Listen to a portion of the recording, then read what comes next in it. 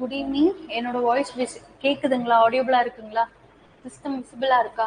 அது மட்டும் செக் பண்ணிட்டு சாட்ல சொல்லுங்க பார்க்கலாம். என்னோட வாய்ஸ் கேக்குதா?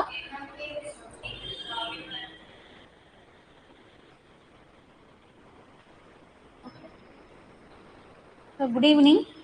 ஸோ நம்ம கிளாஸ் பார்த்தீங்க அப்படின்னா கொஞ்சம் லேட் ஆயிடுச்சு, சாரி. நம்ம கிளாஸ் வந்து யூனிட் 7, அதாவது ஐஎன்எம், இந்தியன் நேஷனல் மூமெண்ட் அப்படின்னு சொல்லியிருப்பாங்க இல்லையா? Okay. Indian national moment any ideas? கொஞ்சம் ஒரு சிலர் படிச்சிருப்பீங்க. குரூப் 4 எழுதுனீங்களா? குரூப் 2 எழுதுனீங்களா? குரூப் 4 எழுதுனீங்களா? அதில் ஐஎன்எம் கொஷின்ஸ்லாம் எப்படி இருந்தது? ஓகே, நம்ம போக போக பார்க்கும்போது உங்களுக்கு தெரியும். ஓகேங்களா? ஓகே, இந்தியன் நேஷனல் மூமெண்ட், இந்திய தேசிய இயக்கம் அப்படின்னு சொல்லிட்டு நம்ம இன்னைக்கு பார்க்க போறது இன்ட்ரோ தான் பார்க்க போறோம். சிலபஸ் என்னென்ன படிக்கணும், எங்கெங்க கவர் பண்ணணும், அதெல்லாம் தான் நம்ம பார்க்க போறோம். அண்ட் ஸ்டார்டிங்ல இருந்து 1947 எண்டு வரைக்கும் என்னென்ன இன்சிடென்ட்ஸ் நடந்துச்சுன்னு மேலோட்டமா ஒரு ரிவைஸ் மாதிரி பண்ணிட்டு அதுக்கப்புறம் நம்ம டீட்டெயிலா உள்ள போய்க்கலாம். ஓகேங்களா? இதுக்கடுத்து என்ன படிப்போம், இதுக்கடுத்து என்ன படிப்போம்னு கொஞ்சம் தெரிஞ்சிச்சுன்னா உங்களுக்கு ஒரு ஐடியா கிடைச்சிரும். ஓகேங்களா? ஓகே. ஸோ ஃபர்ஸ்ட் பார்த்தீங்க அப்படின்னா சிலபஸ், ஐஎன்எம்மோட சிலபஸ் பார்த்துக்கலாம்.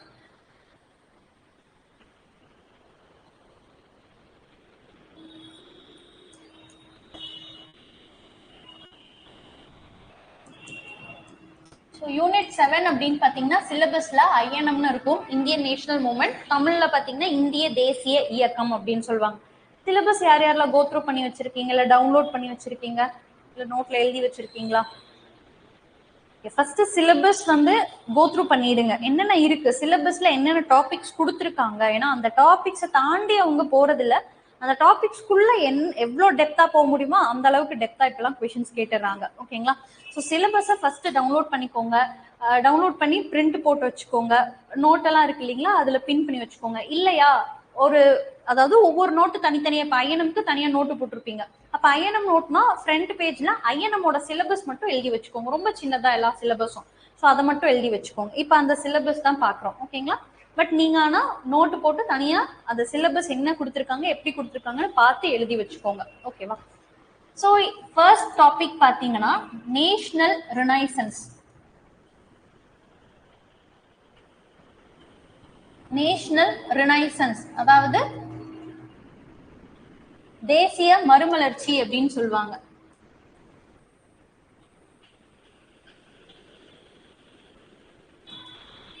தேசிய மறுமலர்ச்சி அப்படின்னு சொல்லுவாங்க. ஓகேங்களா? ஸோ ஃபர்ஸ்ட் டாபிக் தேசிய மறுமலர்ச்சி. டாபிக் அப்புறம் நம்ம உள்ள போய்க்கலாம், நான் சொல்லிடுறேன் ஃபர்ஸ்ட். நெக்ஸ்ட் டாபிக் பாத்தீங்கன்னா early uprising against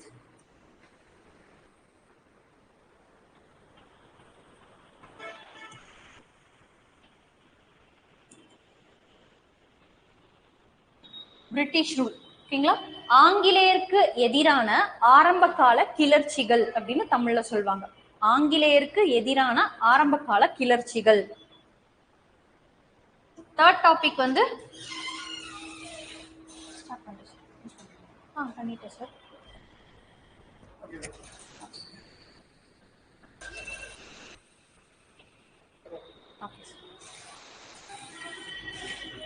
so INC topic Indian National Congress, இந்திய தேசிய இயக்கம், அதாவது காங்கிரஸ் சொல்லுவாங்க, இந்திய தேசிய காங்கிரஸ் கட்சி அப்படின்னு இப்ப காங்கிரஸ் கட்சி சொல்றாங்க இல்லையா, அதுதான் இந்த காங்கிரஸ், இந்தியன் நேஷனல் காங்கிரஸ். ஓகேங்களா? ஸோ சின்னதா சொல்லிடுவாங்க, காங்கிரஸ் கட்சியோட தான். ஸோ ஃபோர்த் டாபிக் என்ன அப்படின்னு பாக்குறோம்னா லீடர்ஸ் பத்தி படிக்கணும். ஓகேங்களா? இருக்கிற லீடர்ஸ், எல்லா முக்கியமான லீடர்ஸ், எல்லா லீடர்ஸ் பத்தியுமே நம்ம படிச்சுக்கணும். ஆனா அவங்க அதுல மென்ஷன் பண்ணியிருக்க முக்கியமான லீடர்ஸை நூக் அண்ட் கார்னர் படிச்சுக்கணும். என்னென்ன எல்லாமே படிச்சுக்கணும். இப்போ குரூப் 2ல கூட பார்த்திருக்கீங்கன்னா ஒரு கொஸ்டின் ஜவஹர்லால் நேரு பத்தி, பயோகிராஃபி தானே, லீடர்ஸோட பயோகிராஃபி ஜவஹர்லால் நேரு பத்தி. பட் அது எப்படி கேட்டிருந்தாங்கன்னா அவரோட புக்ஸ், அதுவே நம்மளுக்கு ஞாபகம் வச்சுக்கிறதே கொஞ்சம் கஷ்டமா இருக்கும். அந்த புக்ஸை கால வரிசைப்படுத்துக, எந்த புக்கை ஃபர்ஸ்ட் வெளியிட்டாங்க, எந்த புக்கு நடுவில் வெளியிட்டாங்க, எந்த புக் கடைசி வெளியிட்டாங்கன்னு இயர் வைஸா கேட்டிருந்தாங்க. கண்டிப்பா இயர் வைஸ் தான் எல்லாருக்குமே கஷ்டமா இருந்திருக்கும். ப்ளூக்ல அடிச்சா ஓகே, ஒரு சிலர் படிச்சிருப்பாங்க ஓகே. ஸோ அந்த மாதிரி இயர் ரொம்ப முக்கியம், பார்த்துக்கோங்க. லீடர்ஸ் அப்படின்னா யார் யாரு, என்னென்ன லீடர்ஸ், எந்தெந்த தலைவர்கள், அண்ட் முக்கிய தலைவர் இதுல சொல்லாம நம்ம புக்ல எங்கேயாவது தலைவர்கள் படிக்கிறீங்களா, படிச்சு வச்சுக்கோங்க. ஓகேங்களா? அதுக்கப்புறம் ஃபிஃப்த் டாபிக் பாத்தீங்கன்னா டிஃபரெண்ட் மோட்ஸ் ஆஃப் அகிடேஷன் அப்படின்னு இருக்கும். நான் சின்னதா எழுதியிருக்கேன், டிஃபரெண்ட் மோட்ஸ் ஆஃப் அகிடேஷன்ஸ். அதாவது கிளர்ச்சியின் இல்லைன்னா இயக்கங்களின் வெவ்வேறு யுக்திகள் அப்படின்ற மாதிரி இருக்கும். ஸோ எப்படி இப்படிலாம் இருக்கும்னா டிஃபரெண்ட் மோட்ஸ்.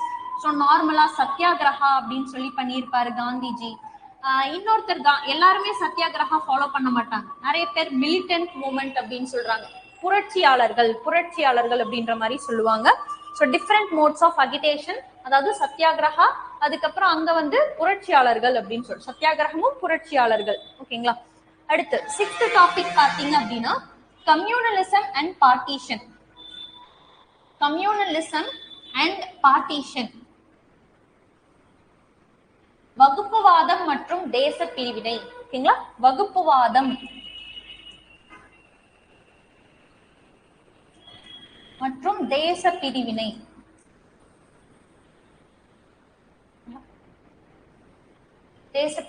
ஓகேங்களா. சோ வகுப்புவாதம், தேச பிரிவினை, இந்த டாபிக்ஸ நம்ம படிச்சிட்டோம் அப்படின்னா கவர். ஓகேங்களா. இதுல நான் தமிழ்நாடு அப்படின்னு எங்கேயுமே சொல்லியிருக்க மாட்டேன். பட் சின்ன சின்னதா நம்ம சொல்லுவோம். ஏன் தமிழ்நாடு பத்தி சொல்லல, அது தனியா படிக்கிறோம். ஓகேங்களா. ஏன்னா யூனிட் 8 டாபிக்ல சொல்லி அதுல நம்ம தனியா படிச்சுக்கணும். ஸோ ஐஎன்எம் படிச்சிட்டீங்கன்னா இதுவும் உங்களுக்கு கவர் ஆயிடும்.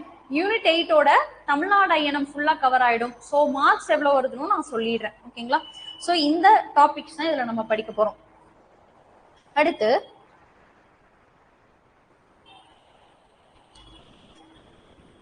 எவ்வளோ மார்க்ஸ், எவ்வளோ ஏன் வந்து ஐஎன்எம் ரொம்ப இம்பார்ட்டன்டா அப்படின்னு கேட்டா கண்டிப்பா இம்பார்ட்டன்ட். எவ்வளோ கொஸ்டின்ஸ் வரும் அப்படின்றத நம்ம பார்க்கலாம். ஓகேங்களா.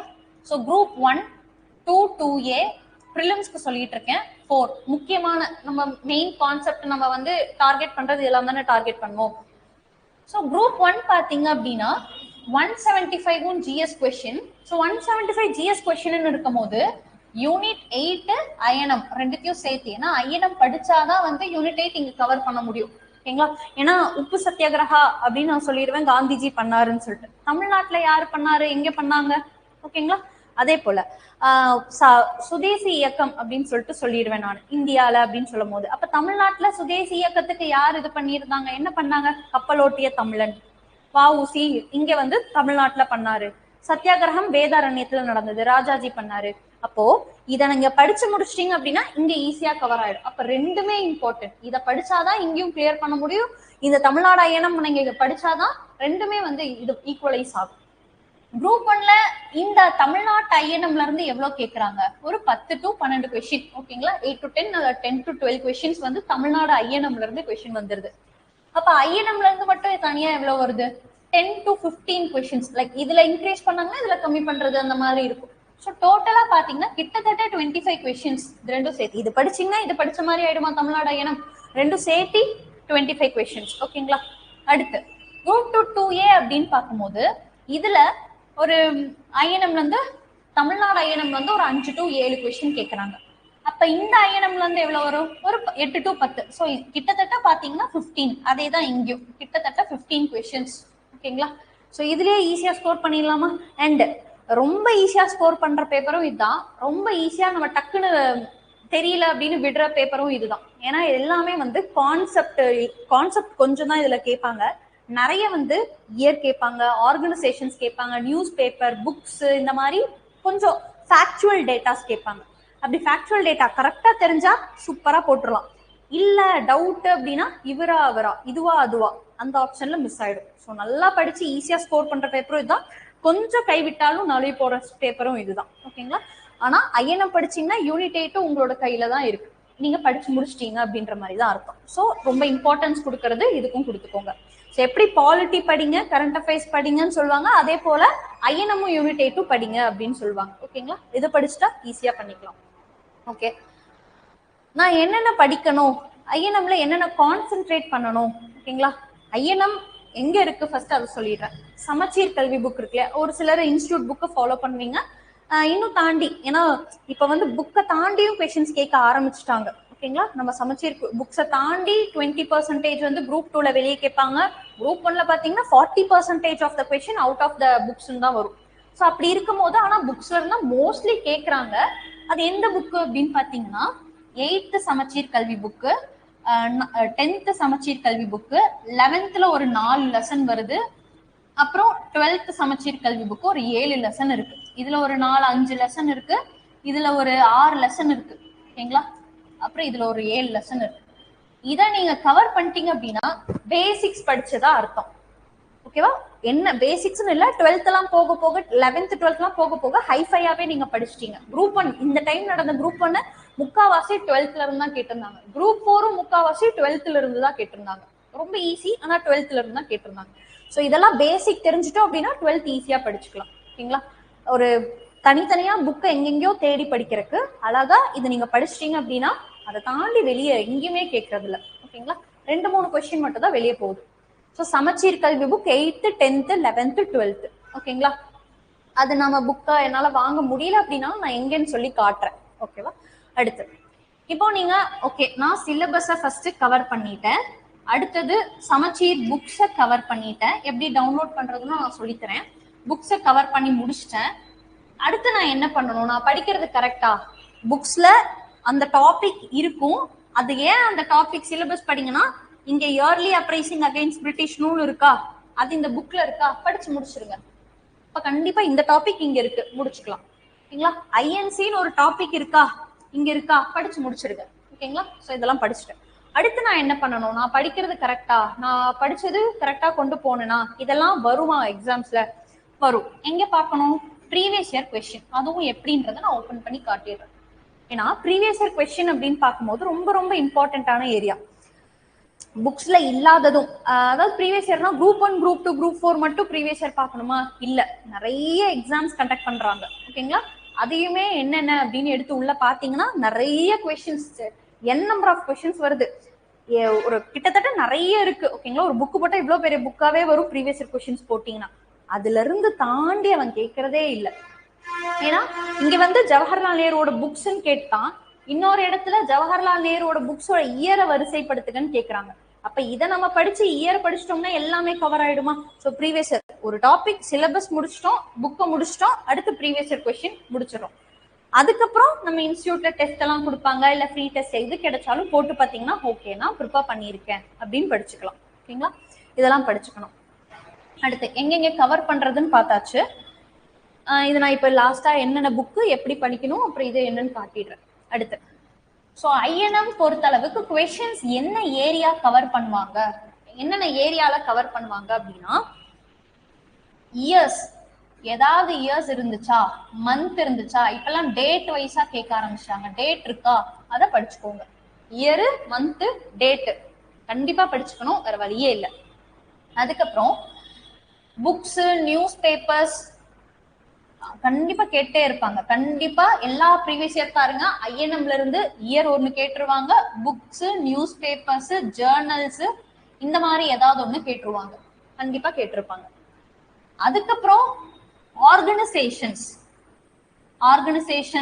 சங்கங்கள், சொசைட்டிஸ் சொல்லுவாங்க, மூமெண்ட்ஸ், இயக்கங்கள். ஓகேங்களா? அடுத்து மூமெண்ட்ஸ், இயக்கங்கள். ஆர்கனைசேஷன்ஸ் இப்ப குரூப் 2ல மித்ரமேளா யார் ஸ்டார்ட் பண்ணா, அவ்வளவுதான் கொஸ்டின். மித்ரமேளா அப்படின்ற சங்கம் யாரால் தொடங்கப்பட்டது? குரூப் 1ல எடுத்தீங்கன்னா ஹோம் ரூல் மூவ்மெண்ட் யாரால் தொடங்கப்பட்டது? மேட்ச் தி ஃபாலோயிங்ல கேட்டாங்க.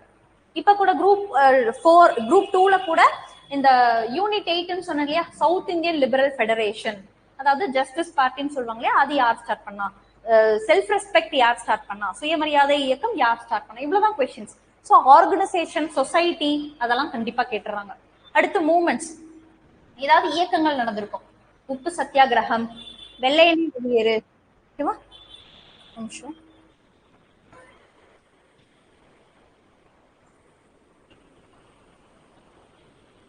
ஸோ வெள்ளையனே வெளியேறு, ஒத்துழையாமை இயக்கம், சுதேசி இயக்கம், இந்த மாதிரி மூவ்மெண்ட், சுதேசி மூவ்மெண்ட், குவிட் இந்தியா மூவ்மெண்ட், மூவ்மெண்ட்னு நான் சொல்றேன் இல்லையா, அந்த மாதிரி எல்லாமே நீங்க படிச்சு வச்சுக்கணும். ஓகேங்களா? அது யாரால ஸ்டார்ட் பண்ணா, எதுக்காக ஸ்டார்ட் பண்ணப்பட்டது, ஏன் ஸ்டார்ட் பண்ணாங்க, அந்த மாதிரி படிச்சோம்னா ஓகே. அடுத்து வேற என்ன படிக்கணும்? இந்தியன் நேஷனல் காங்கிரஸ்ன்னு எடுத்துக்கிட்டோம் அப்படின்னா எப்ப ஆரம்பிக்கிறாங்க? 1885ல ஆரம்பிக்கிறாங்க. ஓகேங்களா? 1885ல ஆரம்பிச்சு என்ன சொல்றாங்கன்னா, அப்ப வந்து போனு அப்டேட் பண்றதுக்கு, கான்டாக்டுக்கு எதுவுமே, டிவி, ரேடியோ எதுவுமே இருக்காது. அப்படி இருக்கையில இப்ப எல்லாரும் ஒரு கூட்டமா, இந்தியா முழுவதும் எல்லாமே கூட்டம் கூட்டி அங்கங்க நான் ஒண்ணு பண்றேன், இங்க ஒருத்தர் பண்றாங்க, அங்க தலைமை ஏற்று பண்றாங்க, இந்த மாதிரி எல்லாம் இருக்கு. அது எப்ப மாநாடு முடிவு பண்ணி முடிச்சு எங்கன்னு சொல்லுவாங்க? அப்போ ஒவ்வொரு இடத்துல ஒவ்வொரு மாநாடு, எல்லா ஸ்டேட்டுக்கும் நான் வந்துருவோம், எல்லா மாகாணங்களுக்கும் வந்துருவோம். பாம்பே, கல்கட்டா, மெட்ராஸ், மேல கீழன்னு எல்லா இடத்துலயுமே நடந்துரும். வருஷம் வருஷம் ஒவ்வொரு இடத்துல ஒவ்வொரு மாநாடு நடக்கும். அந்த மாநாட்டோட தலைவர் யாரு, ஓகேங்களா? அந்த மாநாட்டுல என்ன முடிவு எடுக்கப்பட்டது அப்படின்ற மாதிரி கேட்டுருவாங்க. சோ ஐஎன்சி அப்படின்னா இப்போ மாநாடுகள், செஷன்ஸ் சொல்லி இங்கிலீஷ்ல சொல்லுவாங்க, தமிழ்ல கூட்டம், மாநாடு, இந்த மாதிரி எல்லாமே கேட்டுருவாங்க. ஓகேங்களா? கூட்டம், மாநாடு வருஷம் வருஷம் எங்க நடந்தது, அதுக்கப்புறம் அதோட லீடர் யாரு, தலைவர் யாரு. இப்போ 1885னா பாம்பேல நடந்துச்சு, ஓகேங்களா? தலைவர் வந்து WC பானர்ஜி, ஓகேங்களா? யார் இதை ஸ்டார்ட் பண்ணா? ஏஓ ஹியூம் ஸ்டார்ட் பண்ணாங்க. எதுக்காக இதை ஆரம்பிச்சாங்க, இந்த கூட்டத்துல என்ன முடிவெடுத்தாங்க, ஓகேவா? அடுத்து 1886ன்னு எடுத்துக்கிட்டீங்கன்னு வச்சுக்கோங்களேன். அடுத்த வருஷமே யார் தலைவரா இருந்தாரு? செஷன் எங்க நடந்தது? கல்கட்டால நடந்தது. தலைவர் யாரா இருந்தாங்க? தாதாபாய் நௌரோஜி இருந்தாங்க. ஓகேங்களா? அப்ப என்னென்ன அப்படின்றத நீங்க படிச்சிடும். இந்த மாதிரி ஒவ்வொரு செஷன் எப்ப வரைக்கும்? 1947 வரைக்குமே நீங்க படிச்சாகணும். 1947 வரைக்குமே படிச்சாகணும். இப்போ அவ்வளோ இயர்ஸா எல்லாமே லைனா படிக்கணுமா? தேவையில்லை. ரொம்ப இம்பார்ட்டன்ட் மட்டும் நல்லா படிச்சுக்கிட்டா போதும், ஓகேங்களா? ஏன்னா 1885, 1886, 1887 ரொம்ப முக்கியம். 88, 89ம் கொஞ்சம் ஒரு 5 பார்த்து வச்சுக்கலாமே. அதுக்கப்புறம் நடுவுல எல்லாம் ரொம்ப இம்பார்ட்டன்ட் கிடையாது. அப்படி அப்படியே ஷிஃப்ட் ஆகி கொஞ்சம் 1906 கிட்ட அந்த மாதிரி வந்துடும். ஸோ முடிஞ்ச அளவு படிக்க ட்ரை பண்ணுங்க. முடியாத அளவுக்குன்னா நம்ம இன்சிடென்ட்ஸ் இப்ப பார்ப்போம் இல்லையா? வெள்ளையனே வெளியேறு இயக்கம், ஒத்துழையாமை இயக்கம் எந்த மாநாட்டுல முடிவு செய்யப்பட்டது, எந்த மாநாடுல ஒத்துழையாமை இயக்கம் முடிவு செய்யப்பட்டது, இந்த ஒத்துழையாமை இயக்கம் மூமெண்ட்ஸ் படிப்போம். ஒத்துழையாமை இயக்கம் 1920 அப்படின்னு தெரிஞ்சிச்சு. அப்ப 1920ல மாநாடு எங்க நடந்தது, அந்த மாதிரி. சோ இந்த மாதிரி சேர்த்தி படிச்சிட்டீங்கன்னா படிச்சுக்கலாம். அடுத்து viceroy, governor general. Viceroy, governor general. Indian National Congress start ஆகும் போது இந்தியாவோட வைஸ்ராயா இருந்தது யாரு, ஓகேங்களா? அதுக்கப்புறம் வங்க பிரிவினை நடக்கும் போது இந்தியாவோட வைஸ்ராயா இருந்தது யாரு. இந்த மாதிரி தனித்தனியா வைஸ்ராய்ஸ், கவர்னர் ஜெனரல். சதி, உடன்கட்டை ஏறும் பழக்கம் கேள்விப்பட்டிருப்பீங்க இல்லையா? அதை அபாலிஷ் பண்ண கவர்னர் ஜெனரல் யாரு, சட்டம் கொண்டு வந்த கவர்னர் ஜெனரல் யாரு, அந்த மாதிரி கொஸ்டின்ஸ் எல்லாம் கேட்பாங்க. இப்போ இதுலயே எல்லாமே கவர் ஆயிடுச்சுங்களா? இதை தாண்டி கான்செப்ட், இப்ப மூவ்மெண்ட் ஆர்கனைசேஷன் படிக்கும் போது எதுக்காக அந்த மூவ்மெண்ட், அது என்ன கான்செப்டுக்காக கொண்டு வரப்பட்டது, ஒத்துழையாமை இயக்கம், வெள்ளையனே வெளியேறு இயக்கம், உப்பு சத்தியாகிரகம், எதுக்காக?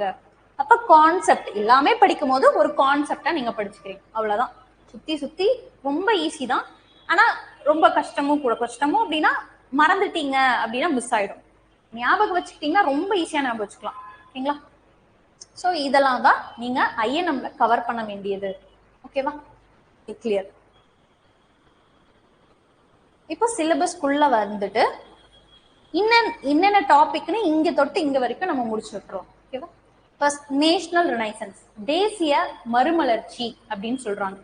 தேசிய மறுமலர்ச்சி ஃபர்ஸ்ட் ஹிஸ்டரியில உங்களுக்கே தெரியும், சொல்ல வேணாம். ஹிஸ்டரிய 3ஆ பிரிக்கிறாங்க. Ancient history, medieval history, modern history அப்படின்னு பிரிப்பாங்க. ஏன்ஷியன்ட்னா நம்ம இந்தியாவில பார்க்கும் போது ஓல்டு ஸ்டோன் ஏஜ். ஆனா ஓல்டு ஸ்டோன் ஏஜ்ல கேட்கறது இல்ல. இண்டஸ் வேலி சிவிலைசேஷன் ரொம்ப இம்பார்ட்டன்ட். இண்டஸ் வேலி சிவிலைசேஷன்ல இருந்து குப்தாஸ் வரைக்கும் நம்ம நினைச்சிருப்போம் இண்டஸ் வேலி சிவிலைசேஷன் குப்தாஸ் மட்டும் தான் கேட்பாங்க அப்படின்னு நினைச்சிருப்போம். கிடையாது.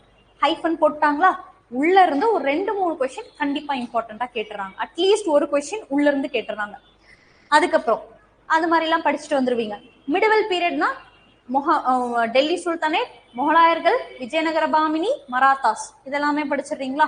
மாடர்ன் இந்தியான்னு வரும்போது வாஸ்கோட காமா, அதாவது அட்வென்ட் ஆஃப் யூரோப்பியன்ஸ், ஐரோப்பியர்கள் வருகை. ஐரோப்பியர்கள் வருகை எப்ப வராங்க, அப்பையில இருந்து 1947 வரைக்கும் என்னென்ன நடந்தது லைனா ஞாபகம் வச்சுக்கணும். நீங்க கேட்கலாம், இங்க அட்வென்ட் ஆஃப் யூரோப்பியன்ஸ், ஐரோப்பியன் வருகைன்னு ஓப்பனா டாபிக் இல்லையே, கொஸ்டின்ஸ் வருமா? வராது.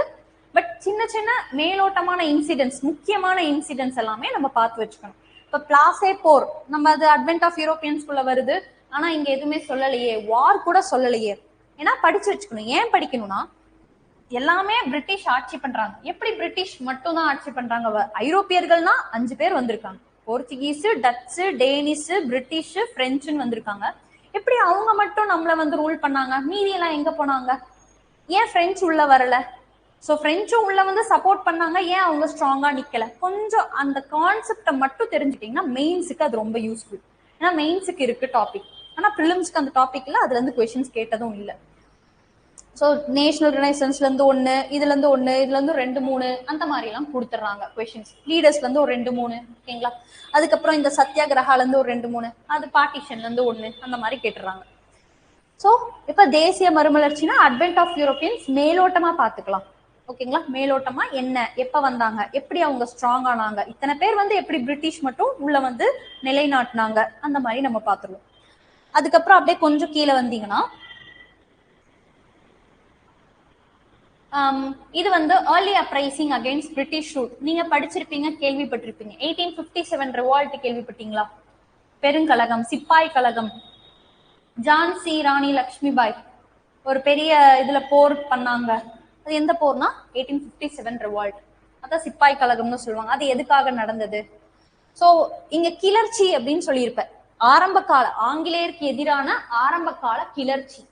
போர்னா என்ன, கிளர்ச்சினா என்ன, ஓகேங்களா. போர்னா ராஜ்யத்துக்கும் வேற 2 ராஜ்யம் அல்லது வேற 2 நாட்டுக்கு சண்டை வர்றது போர். இதுவே கிளர்ச்சி அப்படின்னா உள்நாட்டுக்குள்ளேயே நடக்கிறது, கவர்மெண்ட்டுக்கு மக்கள் வந்து அகெயின்ஸ்டா சண்டை போடுறது. சூப்பர். அந்த மாதிரி பண்றதெல்லாம் இந்த கிளர்ச்சி, ரிவால்ட் அப்படின்னு சொல்லுவாங்க. அப்ரைசிங்னா கிளர்ச்சி, ரிவால்ட் அப்படின்னு. அப்ப 1857 ரிவால்ட் எல்லாம் மக்கள், சின்ன சின்ன ராஜ்யங்கள் கவர்மெண்ட்டுக்கு எதிர்த்து. அப்ப அந்த டைம்ல கவர்மெண்ட் பிரிட்டிஷ் கவர்மெண்ட், அவங்களுக்கு எதிர்த்து சண்டை போடுறாங்க. சரி, அது 1806ல வந்துருது. அது நம்ம அப்படியே யூனிட் 8ல நம்ம படிச்சிருவோம். அதனால ஆனா இதே டாபிக் தான், early uprising against British rule. இங்க இன் இந்தியான்னு வரும், அங்க இன் தமிழ்நாடுன்னு வரும், அவ்வளவுதான், ஓகேங்களா. ஒரே டாபிக் தான், கொஞ்சம் அங்க டாபிக்ஸ் பேர் மட்டும் வரும். அடுத்து 1857 முடிஞ்சிருச்சு. ஆனா இந்த இந்தியன் நேஷனல் காங்கிரஸ் 1885ல தான் ஆரம்பிக்கிறாங்க. அப்ப அந்த நடுப்பட்ட கேப்ல என்ன நடந்துச்சுன்னு நம்மளுக்கு தெரிஞ்சிருக்கணும் இல்லையா. சோ ஏன் இந்தியன் நேஷனல் காங்கிரஸ் ஆரம்பிக்கிறதுக்கு இவ்வளவு பீரியட் கழிச்சு இப்ப ஆரம்பிக்கிறாங்க, எதனால ஆரம்பிச்சாங்க, ஆரம்பிக்கிறதுக்கு இங்க என்னமோ நடந்திருக்கு. அதுவும் தான் தேசிய மறுமலர்ச்சி. தேசிய மறுமலர்ச்சின்னு பாத்தீங்கன்னா ஒரு பெரிய டாபிக். அதுலயே ஃபார் எக்ஸாம்பிள் உடன்கட்டை ஏறும் பழக்கம், விதவை மறுமணம், குழந்தை திருமணம் ஒழித்தல், பல கடவுள் எதிர்ப்பு மாநாடு, இன்டர்காஸ்ட் டைனிங், அதாவது சாதி மறுப்பை இது பண்ணி சாதியை தாண்டி மக்கள் எல்லாரும் ஒண்ணு சேர்ந்து சாப்பிடணும், ஒன்னா இருக்கணும், அது எல்லாமே சொன்னது. அது எல்லாமே நேஷனல் ரினைசன்ஸ்ல வரும். சமூக சமய சீர்திருத்த இயக்கங்கள்னு சொல்லுவாங்க, ஓகேங்களா. சோ அதை கொண்டு வந்தது யாரு? ராஜாராம் மோகன் ராய் தான் ஸ்டார்ட் பண்ணி வச்சாரு. நிறைய பேர் உள்ள வராங்க, தயானந்த சரஸ்வதி அப்படின்னு சொல்லிட்டு. ஹிந்துஸ்ல மட்டும் ரிஃபார்ம்ஸ் நடந்ததா? இல்ல, முஸ்லிம்ஸ்லயும் ரிஃபார்ம் நடந்தது. ஒரு சிலர் என்ன சொல்றாங்க, மேலை நாட்டு கல்வி படிங்க, பரதானியும் முறை விடுங்கன்றாங்க. ஒரு சிலர் என்ன சொல்றாங்க, இல்ல பழமைவாதத்தை தான் ஃபாலோ பண்ணணும்னு சொல்றாங்க. ஹிந்துஸ்ல என்ன சொல்றாங்க, கடவுள் கோட்பாடே இருக்கக்கூடாது, இந்த மாதிரி பாரம்பரியத்தை தான் ஃபாலோ பண்ணணும்ன்றாங்க. ஒரு சிலர் இல்ல, கடவுளே இல்ல, பாரம்பரியத்தெல்லாம் ஃபாலோ பண்ண தேவையில்ல, வேதங்கள் நோக்கி போங்க, வேதங்கள்லாம் அப்படி எல்லாம் எதுவுமே சொல்லல, நீங்க என்ன புதுசா ஃபாலோ பண்றீங்க அப்படின்ற கேள்விகள். அடுத்து சீக்கியர்கள், அவங்களுக்குள்ள பிரிவினை. பார்சிகள், அவங்களும் ஒரு சில சீர்திருத்தங்கள் கொண்டு வராங்க, ஓகேங்களா. அதுக்கப்புறம் ஆன்டி காஸ்ட் மூவ்மெண்ட், ஜாதிகளுக்கு எதிராகவே என்ன பண்றாங்கன்னா நிறைய கிளர்ச்சிகள். நம்ம ஸ்டார்டிங் B.R. அம்பேத்கர் அப்படின்னு சொல்லிட்டு நம்மளாம் கேள்விப்பட்டிருப்போம். ஆனா அவருக்கும் முன்னோடி எல்லாம் இருக்காங்க. ஜோதிபா ஃபூலே அப்படின்ற ஒருத்தர் அவருக்கும் முன்னோடி, மகாராஷ்டிரால ஸ்டார்ட் பண்ணி வச்சாரு.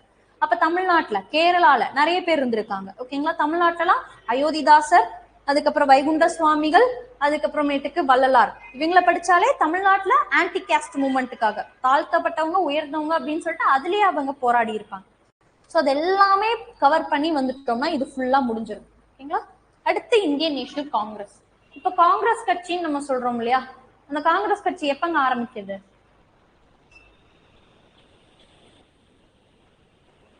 அதுதான் 1885. இந்த 1885ல ஆரம்பிச்சதுதான் வழி வழியா அப்படியே ரூல் பண்ணிட்டே வராங்க, ஓகேங்களா. 1885ல காங்கிரஸ் கட்சி இப்ப வரைக்கும் அவங்க தான் இருக்காங்க. பட் இத வந்து நம்ம இங்க என்ன படிக்கிறோம்னா இப்ப வரைக்கும் படிக்க தேவையில்ல. 1885ல இருந்து 1947 வரைக்கும் என்னென்னலாம் பண்ணாங்க அப்படின்றத நம்ம படிச்சிருவோம், ஓகேங்களா. சோ ஏன் இதை ஆரம்பிக்கிறாங்க அப்படின்னு பார்க்கும்போது இங்க நீங்க படிப்பீங்க. இங்க யாராச்சும் காந்திஜி, தாதாபாய் நௌரோஜி, ஜவஹர்லால் நேரு யாராச்சும் இங்க பார்த்திருப்போமா? கிடையாது. முன்னோடிகள் தான் பார்த்திருப்போம். அவங்க எல்லாம் என்ன பண்றாங்கன்னா படிக்கிறவங்க. இப்ப நம்ம சொன்னோம்னா படிச்சவங்க.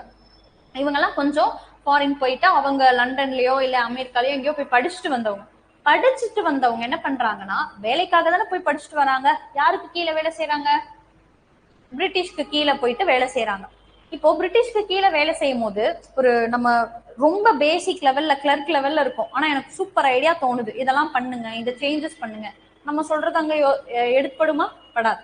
அப்ப என்ன நினைக்கிறாங்கன்னா, ஓகே நம்ம சுதந்திர இந்தியாலதான் நம்மளோட எண்ணங்கள் வந்து ஈடேறும் அப்படின்ற அவங்களுக்கு கான்செப்ட் நிறைய உதிக்க ஆரம்பிக்குது. ஓகே நம்ம சுதந்திர இந்தியாலதான் நம்ம பேச்சே எடுபடும், எவ்வளவு படிச்சுட்டு வந்தாலும் சரி எடுபடும். நிறைய பேர் அந்த டைம்ல லா தான் படிச்சாங்க. காந்திஜி லா படிச்சவர், ஜவஹர்லால் நேரு லா படிச்சவர், நிறைய பேர் லா தான் படிச்சிருக்காங்க. ஆனா இந்தியால அவங்களுக்கு வேலை இல்லை. வெளிநாட்டுல போய் படிச்சுட்டு வந்தாங்க, இந்தியால அவங்களுக்கு வேலை இல்லை. காந்திஜிக்கும் உள்ள முடிச்சுட்டு வராரு, இந்தியால அவங்களுக்கு வேலை இல்லை. 1893 இந்தியால வேலை இல்லை, கிளம்புறாங்க, சவுத் ஆப்பிரிக்காவுக்கு போறாங்க. 1885 சவுத் ஆப்பிரிக்காவுக்கு போறாங்க. ஓகேங்களா?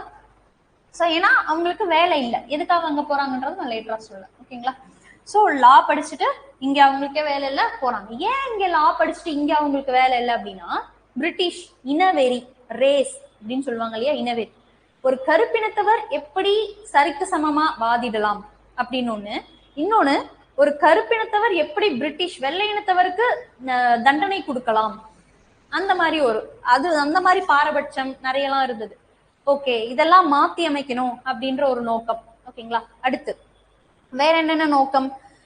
இந்த பீரியட் கேப்னு சொன்னேன் இல்லையா, இந்த பீரியட் கேப்ல முக்கியமான ஒண்ணு, அதாவது இங்க இருந்தே நடந்திருக்கும். இதுவே எதுக்கு நடந்தது அப்படின்னா, முக்கியமான ஒரு லேண்ட் ரெவின்யூ அப்படின்னு சொல்லிட்டு வாங்க ஆரம்பிச்சாங்க. நில வருவாய் அப்படின்னா லேண்ட்ல இருந்து டாக்ஸ் வாங்க ஆரம்பிக்கிறாங்க. சோ ஏன் லேண்ட்ல இருந்து டாக்ஸ் வாங்க ஆரம்பிக்கிறது அவ்வளவு பெரிய பிரச்சனையா கொண்டு போறாங்க அப்படின்னு பார்க்கும்போது,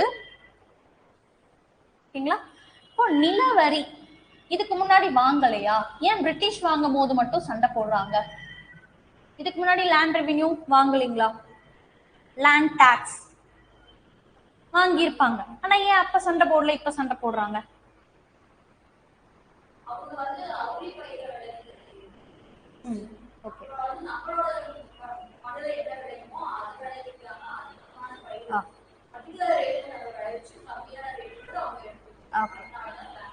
சூப்பர், சூப்பரா சொன்னாங்க. இன்னும் கொஞ்சம் எக்ஸ்ட்ரா பாயிண்ட்ஸும் கொஞ்சம் ஆட் பண்ணிக்கலாம். ஓகேங்களா? அவங்க சொன்னதும் இருக்கு, இன்னும் எக்ஸ்ட்ரா பாயிண்ட்ஸ் என்னன்னா, அரசர்கள் காலத்திலயும் இருந்தது,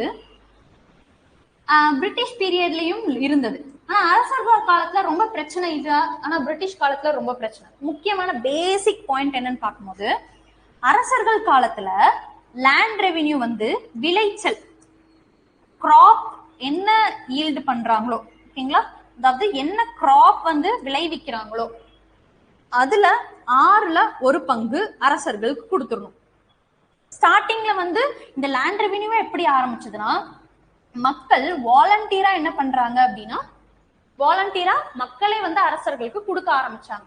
போக போக என்ன ஆகுது அப்படின்னா, அதை ஃபாலோ பண்ணிட்டே இருப்பாங்களா, நிறுத்திடுவாங்க. இல்லைன்னா அரசர்களுக்கு அதிகமா தேவைப்படும். சோ அப்ப என்ன பண்றாங்க அரசர்கள், இல்ல அதை கட்டாயப்படுத்துறாங்க. ஃபர்ஸ்ட் வாலண்டியரா மக்கள் இந்தாங்க நாங்க விளைவிக்கிறோம், நீங்க எங்களை ஆட்சி பண்றீங்க, எங்களை பத்திரமா பாத்துக்கிறீங்க அப்படின்னு கொஞ்சம் கொடுத்தாங்க. அது அவங்களுக்கு போதல. என்ன பண்றாங்க, எங்களுக்கு எக்ஸ்ட்ரா வாங்க, கட்டாயமா எல்லாருமே கொடுத்தாகணும் அப்படின்ற மாதிரி சொல்றாங்க.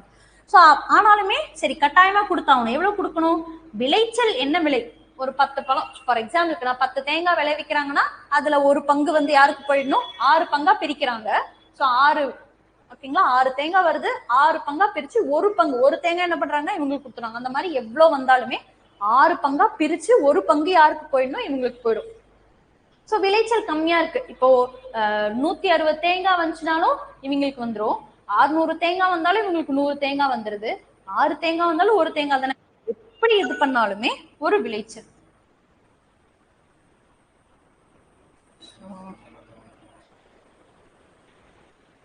சோ ஒரு 6ல் 1 பங்கு விளைச்சல்.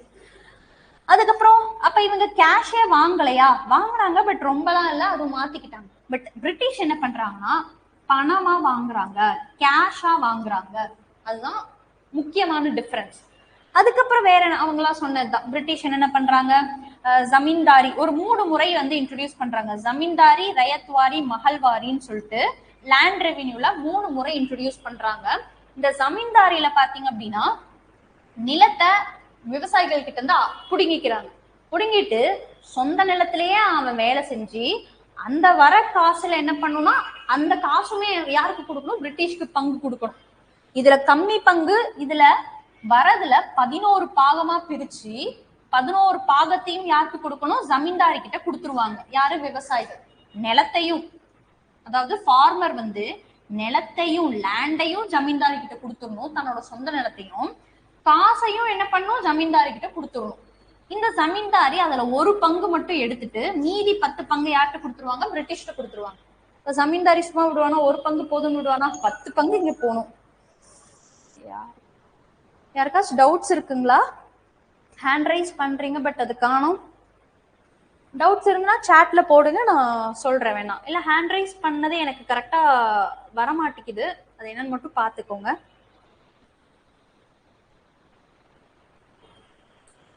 ஸோ இது ஜமீன்தாரி முறை அப்படின்னு சொல்றாங்க. ஸோ 10 பங்கு இன்னும் எக்ஸ்ட்ரா எனக்கு வேணும், 11 பங்கு இன்னும் எக்ஸ்ட்ரா பண்றாங்க, இவங்களுக்கு தேவையானதை வச்சுட்டு இவங்களுக்கு கொடுத்துட்றாங்க.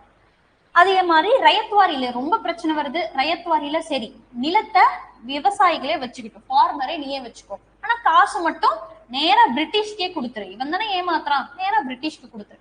ஏதோ இது ரெண்டுத்திலயே கம்பேர் பண்றதுக்கு இது ஓரளவு நார்மலா இருந்தது. இதுல என்ன பண்றாங்கன்னா இது ரெண்டையும் மர்ஜ் பண்ணதான் மஹல்வாரி. ஓகேங்களா? அதுல என்ன, லேண்டு விவசாயிகள் கிட்ட, டாக்ஸ் இந்த மாதிரி ஊர் தலைவர்னு சொல்லிட்டு ஜமீன்தாரி கிட்ட கொடுத்துடணும். ஜமீன்தாரி எக்ஸ்ட்ரா வாங்குவாங்க இல்லையா, அது அப்படி குடுக்கல அப்படின்னா புடிச்சு அடிக்கிறது. நிறைய படத்துல பார்த்திருப்பீங்க இல்லையா, அடிக்கிறது, கொல்றது, இந்த மாதிரி நிறைய நடந்திருக்கும். ஸோ அந்த மாதிரி எல்லாம் இருந்திருக்கும். இதுதான் முக்கியமான ஒரு பிரச்சனை ஆரம்பிக்கிறது, லேண்ட் ரெவென்யூ. ஓகேங்களா? இதுல இருந்து ஆரம்பிக்கிறது தான் ஒரு பெரிய பிரச்சனை. இந்த லேண்ட் ரெவென்யூனால என்ன ஆகுது, யாராலையும் கொடுக்க முடியல, நிறைய பேர் பசி பஞ்சம் பட்டினி வருது. அதுக்கப்புறமேட்டுக்கு நிலத்தை எல்லாமே புடுங்கிக்கிட்டாங்க, இதனால கிளர்ச்சி பண்றாங்க. அதுதான் early uprising against British rule. British ரூலுக்கு ஆரம்ப கால கிளர்ச்சிகள், விவசாய கிளர்ச்சி. விவசாயி மட்டும் கிளர்ச்சி பண்றாங்களா? இல்ல, விவசாய கிளர்ச்சினா 100க்கும் மேற்பட்ட விவசாய கிளர்ச்சி வந்துருச்சு. ஆனா முக்கியமா படிக்கிறது ஒரு 7, 8, 10 நம்ம படிச்சுப்போம். அடுத்து ட்ரைபல் ரிவால்ட். அந்த ஆரம்ப கால கிளர்ச்சிகள்ல பழங்குடியினரும் கிளர்ச்சி பண்றாங்க. எதுக்காக பழங்குடியினர் கிளர்ச்சி பண்றாங்க? தன்னோட சொந்த நிலத்துல இருந்து மக்களை வெளியேற்றிறாங்க. ஏன்னா அவங்களுக்குன்னு பட்டா சிட்டா எதுவும் போட மாட்டாங்க பழங்குடியினர்கள், அவங்க எங்கேயோ போய் வாழ்ந்துக்கிறாங்க. அப்படி இருக்கும் போது அந்த நிலம் காலியா தானே இருக்கு, அந்த நிலத்தை என்ன பண்ணலாம், கிளீன் பண்ணி நம்ம அந்த நிலத்தை பட்டா எழுதிக்கலாம். எழுதிட்டு வேணா மக்கள் வேணா இங்க விவசாயம் பண்ணி எங்களுக்கு காசை கொடுங்க அப்படின்னு கொத்தடிமைகளா சொந்த நிலத்துல இருந்தே வெளியேற்றப்படுறாங்க, இல்லைன்னா கொத்தடிமைகளா வேலை வாங்குறாங்க. அப்ப அவங்களும் சண்டை போடுவாங்களா, எங்களை ஏன் கொத்தடிமைகளா வேலை செய்றீங்க? அது மட்டும் நார்மலா இல்லாம ரொம்ப உள்ள டார்ச்சர்ஸ், பொண்ணுங்களை டார்ச்சர் பண்றது, அடிமைகளா வந்து அவங்கள ட்ரீட் பண்றது, நிறைய டார்ச்சர்ஸ் எல்லாம் பண்றாங்க. அது ஒண்ணுது. அடுத்து சின்ன சின்ன சிற்றரசர்கள் என்ன பண்றாங்கன்னா அவங்களோட ராஜ்யத்தையும் பிடுங்குறாங்க. சின்ன சின்ன சிற்றரசர்கள் இருப்பாங்க இல்லையா, அவங்களோட ராஜ்யம் நீ ஒழுங்கா ஆட்சி பண்ணல, நீ வந்து உனக்கு ஆண் வாரிசே இல்ல, பெண் தத்தெடுத்திருக்கிற, அந்த மாதிரி எல்லாம் சொல்லி என்ன பண்றாங்க, ராஜ்யத்தை பிடிக்கிறாங்க. அப்படிதான் ராணி லக்ஷ்மி பாய், அவங்களோட பையன் ஒண்ணு பிறக்குது, பட் இறந்து போயிடுறாங்க சின்ன வயசுலயே. தன்னோட அந்த ஹஸ்பண்டோட சகோதரரோட பையனை வந்து வளர்த்துறாங்க. வளர்த்திட்டு அவங்க ஹஸ்பண்ட் இறந்து போயிடுறாங்க. இறந்த உடனே அந்த ராஜ்யம் என்ன ஆகும் அப்படின்னா ஆட்டோமேட்டிக்கா பிரிட்டிஷ் எடுத்துருவாங்க. சொத்துக்கள் வேணா நீங்க வச்சுக்கோங்க அப்படின்னு கொடுத்துருவாங்க. அதனாலதான் ராணி லக்ஷ்மி பாய் வந்து சண்டை போடுறாங்க. எல்லாமே ஒட்டு மொத்தமா சேர்ந்து 1857ல பெருங்கழகம் அப்படின்னு வருது. இதுக்கு முன்னாடி 1806ல நம்ம தமிழ்நாட்டுல வேலூர் புரட்சி நடந்திருக்கும். அதுக்கு முன்னாடி 1801ல பாளையக்காரர்கள் புரட்சின்னு வந்து முடிஞ்சிருக்கும். அது எப்ப ஆரம்பிச்சிருக்கும், 1765ல இருந்து 1801 வரைக்கும் பாளையக்காரர்கள் புரட்சி. பாளையக்காரர்கள் எல்லாம் ஒழிச்சுட்டாங்க, மெட்ராஸ பிரிட்டிஷ் வாங்கிட்டாங்க. வாங்கினதுக்கு அப்புறம் ஒரு சில சிப்பாய்கள் வேலூர் கழகம் அப்படின்னு சண்டை போடுறாங்க. சவுத் சைட்ல 1806லயும் நார்த் சைட்ல 1857லயும் நடக்குது. ஓகேங்களா? சோ இதெல்லாம் முக்கிய காரணம் எங்க ஆரம்பிச்சதுன்னா லேண்ட் ரெவென்யூ தான் ஆரம்பிச்சது. பாளையக்காரர்கள்லயும் அப்படிதானுங்க, எங்களுக்கு வரி கொடுங்க வரி கொடுங்க வரி கொடுங்கன்னு பிரிட்டிஷ் கேட்கறதுனால தானே உன்னோட நிலமா என்னோட நிலம் அப்படின்னு தானே சொல்லி சண்டை போடுறாங்க. ஸோ லேண்ட் ரெவென்யூ தான் முக்கியமான காரணமா அமைஞ்சது. ஓகேங்களா? ஓகே. ஸோ அடுத்து லேண்ட் ரெவென்யூ. அதுக்கப்புறம் நிறைய பேருக்கு வந்து சரி நிலத்தை புடுங்கியாச்சு, பஞ்சம் பசி பட்னின்னு சொல்லிட்டு தண்ணியும் நீங்க வந்து விட மாட்டேங்கிறீங்க, அக்ரிகல்ச்சருக்கு தண்ணியும் கொடுக்க மாட்டேங்கிறீங்க, காசு மட்டும் வேணும், மழையும் பெய்யல, நிறைய பஞ்சம் பசி பட்டினி வந்துருச்சு. ஸோ அப்படி வந்த உடனே என்ன பண்றாங்க, ஒரு சில இடத்துல பிரிட்டிஷ் என்ன பண்றாங்கன்னா, நம்ம இந்தியாவை மட்டும் ஆக்கிரமிக்காம Sri Lanka, South Africa, Fiji, Mauritius, Caribbean தீவுகள் நிறைய இடத்த வளைச்சு போட்டுக்கிறாங்க. வளைச்சு போட்டுட்டு நம்மளதான் ஆட்டோமேட்டிக்கா விவசாயம் நடந்துகிட்டே தான் இருக்கும். அந்த ரா மெட்டீரியல் மேம் சொன்ன மாதிரி ரா மெட்டீரியல்ஸும் என்ன பண்றாங்கன்னா கம்மி விலைக்கு எக்ஸ்போர்ட் பண்ணிக்கிறாங்க, சம்டைம்ஸ் காசே கொடுக்காம எக்ஸ்போர்ட் பண்ணிக்கிறாங்க. ஓகேங்களா? இந்த மாதிரி எல்லாம் நடந்தது. ஸோ உணவு பயிர்களோட உற்பத்தி குறைஞ்சது, நிலத்தை வணிகமா பார்க்க ஆரம்பிச்சாங்க. ஓகேங்களா? என்னென்ன ஜூட்டு, காட்டன், அப்புறம் இண்டிகோ, இண்டிகோனா சாயம் யூஸ் பண்ணுவாங்க, இண்டிகோ, இந்த மாதிரி நிறைய தேவையான பொருட்களை விளைவிக்க சொல்றாங்க. உணவு பயிர்கள் அப்படியே கம்மியாயிடுது. ஓகேவா? அடுத்து இந்த இடத்துல எல்லாம் என்ன பண்றாங்கன்னா பிளான்டேஷன் கிராப்ஸ். பிளான்டேஷன் கிராப்ஸ்னா என்னன்னு பார்க்கும்போது தோட்ட பயிர்கள்னு சொல்றாங்க. தோட்ட பயிர்கள்னா என்னென்னங்க? Coffee, tea. Very good, super. So tea, coffee, sugar cane, rubber, இதுக்கு எல்லாமே தோட்ட பயிர்கள்னு சொல்லுவாங்க. ஆட்கள் எப்பயுமே இருந்துகிட்டே இருக்கணும். ஒரு 15 நாள் 20 நாள்லயே இலை என்ன பண்ணும், டீ இலைய பறிச்சுக்கிட்டு இருக்கணும். காஃபி அந்த கொட்டைகள் வரும் இல்லைங்களா, அந்த சீட்ஸ் எல்லாமே வாங்கி அவங்க காய வச்சு பொடி பண்ணி கொடுத்துட்டே இருக்கணும், அறுவடை பண்ணிட்டே இருக்கணும். ஆனா அதே மரம் தான், டீயும் அதே டீ தான், புதுசாலாம் இது பண்ண மாட்டாங்க. இலைய கட் பண்ணுவாங்க, மறுபடியும் அது வளரும், கட் பண்ணுவாங்க, வளரும், இதே மாதிரி. அதுக்கப்புறம் சுகர் கேனும் உங்களுக்கே தெரியும், ஒரு வருஷத்துக்கு பராமரிச்சுக்கிட்டே இருக்கணும். ரப்பரும் பாத்தீங்கன்னா அதை வெட்டி விட்டுக்கிட்டு அந்த ரப்பரை பால் எடுத்துக்கிட்டே தான் இருக்கணும். ஸோ இதெல்லாம் தோட்ட பயிர்கள்னு சொல்றாங்க. ஆட்கள் இருந்துட்டே இருக்கணும். பாப்புலேஷன் இங்க இல்ல. ஓகேங்களா? மக்கள் தொகை கம்மி. ஸோ என்ன பண்றாங்க, ஆரம்பத்துல இந்தியாவை கேக்குறாங்க, நிறைய பேர் இங்க வந்துருங்க அப்படின்னு கேக்குறாங்க. ஆரம்பத்துல எல்லாம் கடல் கடந்து போனா தெய்வ குத்தம் அப்படின்னு சொல்லிட்டு பழைய படத்துல எல்லாம் பார்த்திருப்பீங்க, போக மாட்டாங்க. ஆனா போக போக என்ன ஆகுது, 1866 ஒரிசா பஞ்சம், 1876ல இருந்து 78 மெட்ராஸ்ல பஞ்சம், இப்படி எல்லாம் வரும்போது ஓகேங்களா, ஒரிசால மட்டுமே 1.5 மில்லியன் மக்கள் இறந்து போறாங்க. மெட்ராஸ்ல மட்டுமே 3 மில்லியன் மக்கள் இறந்து போறாங்க அந்த 2 வருஷத்துல.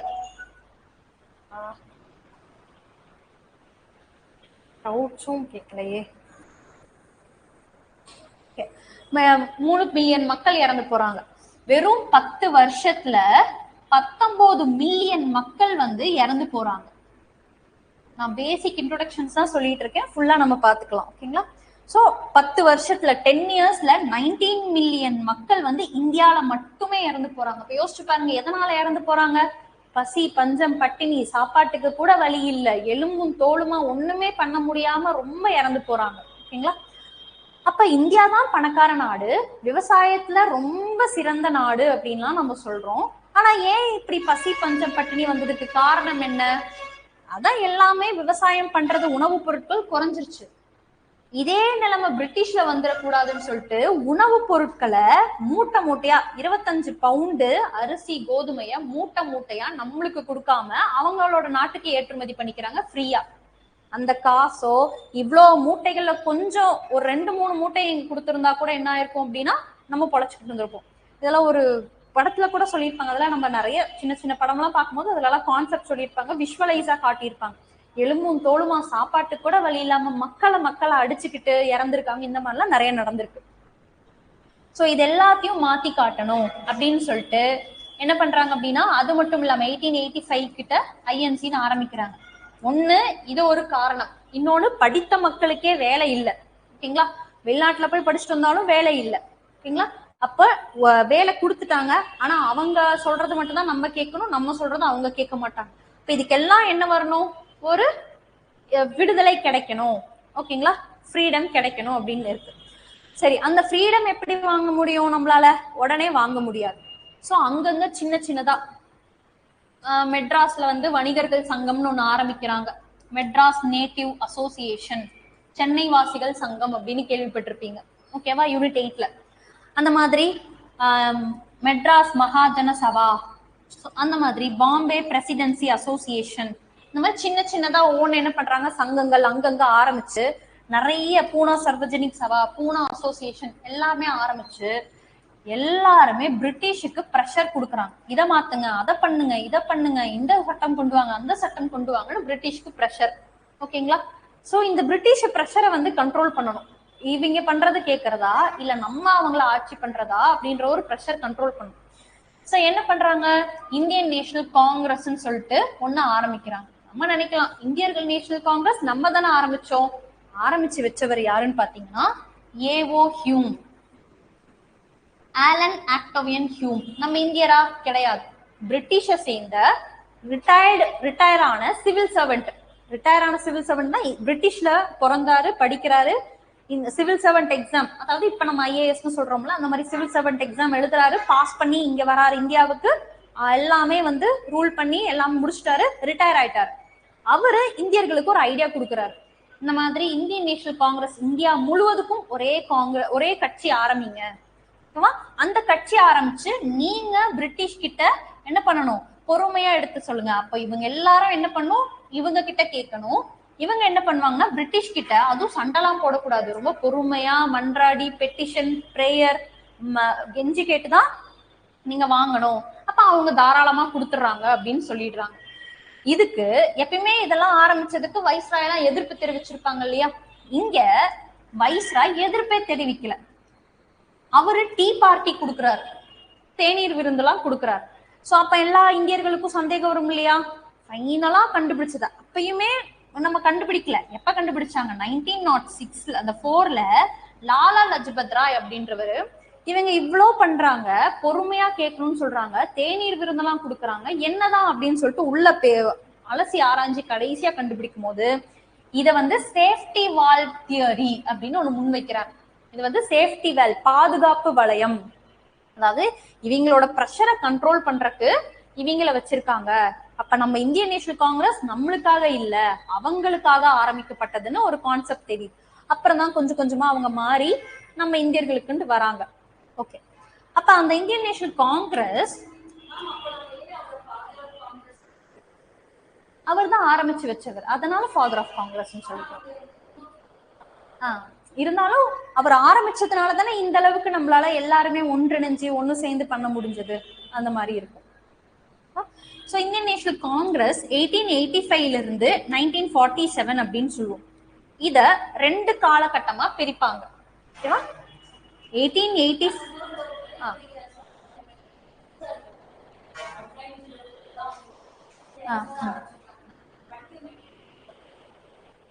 படிக்கிற மெட்டீரியல்ஸ்ல நம்மளோட புக்ஸ்ல வராது. ஸ்பெக்ட்ரம்னு இருக்கும் இல்லையா, யூபிஎஸ்சியோட புக் ஃபுல்லா அதுல கவர் ஆயிடும். அதுல இருக்கு. அதுல வந்து இவர் மட்டும் சொல்லியிருக்க மாட்டாரு, இன்னும் 2-3 பேரை வந்து சொல்லியிருப்பாங்க, ஒவ்வொரு கான்செப்ட்னு சொல்லியிருப்பாங்க.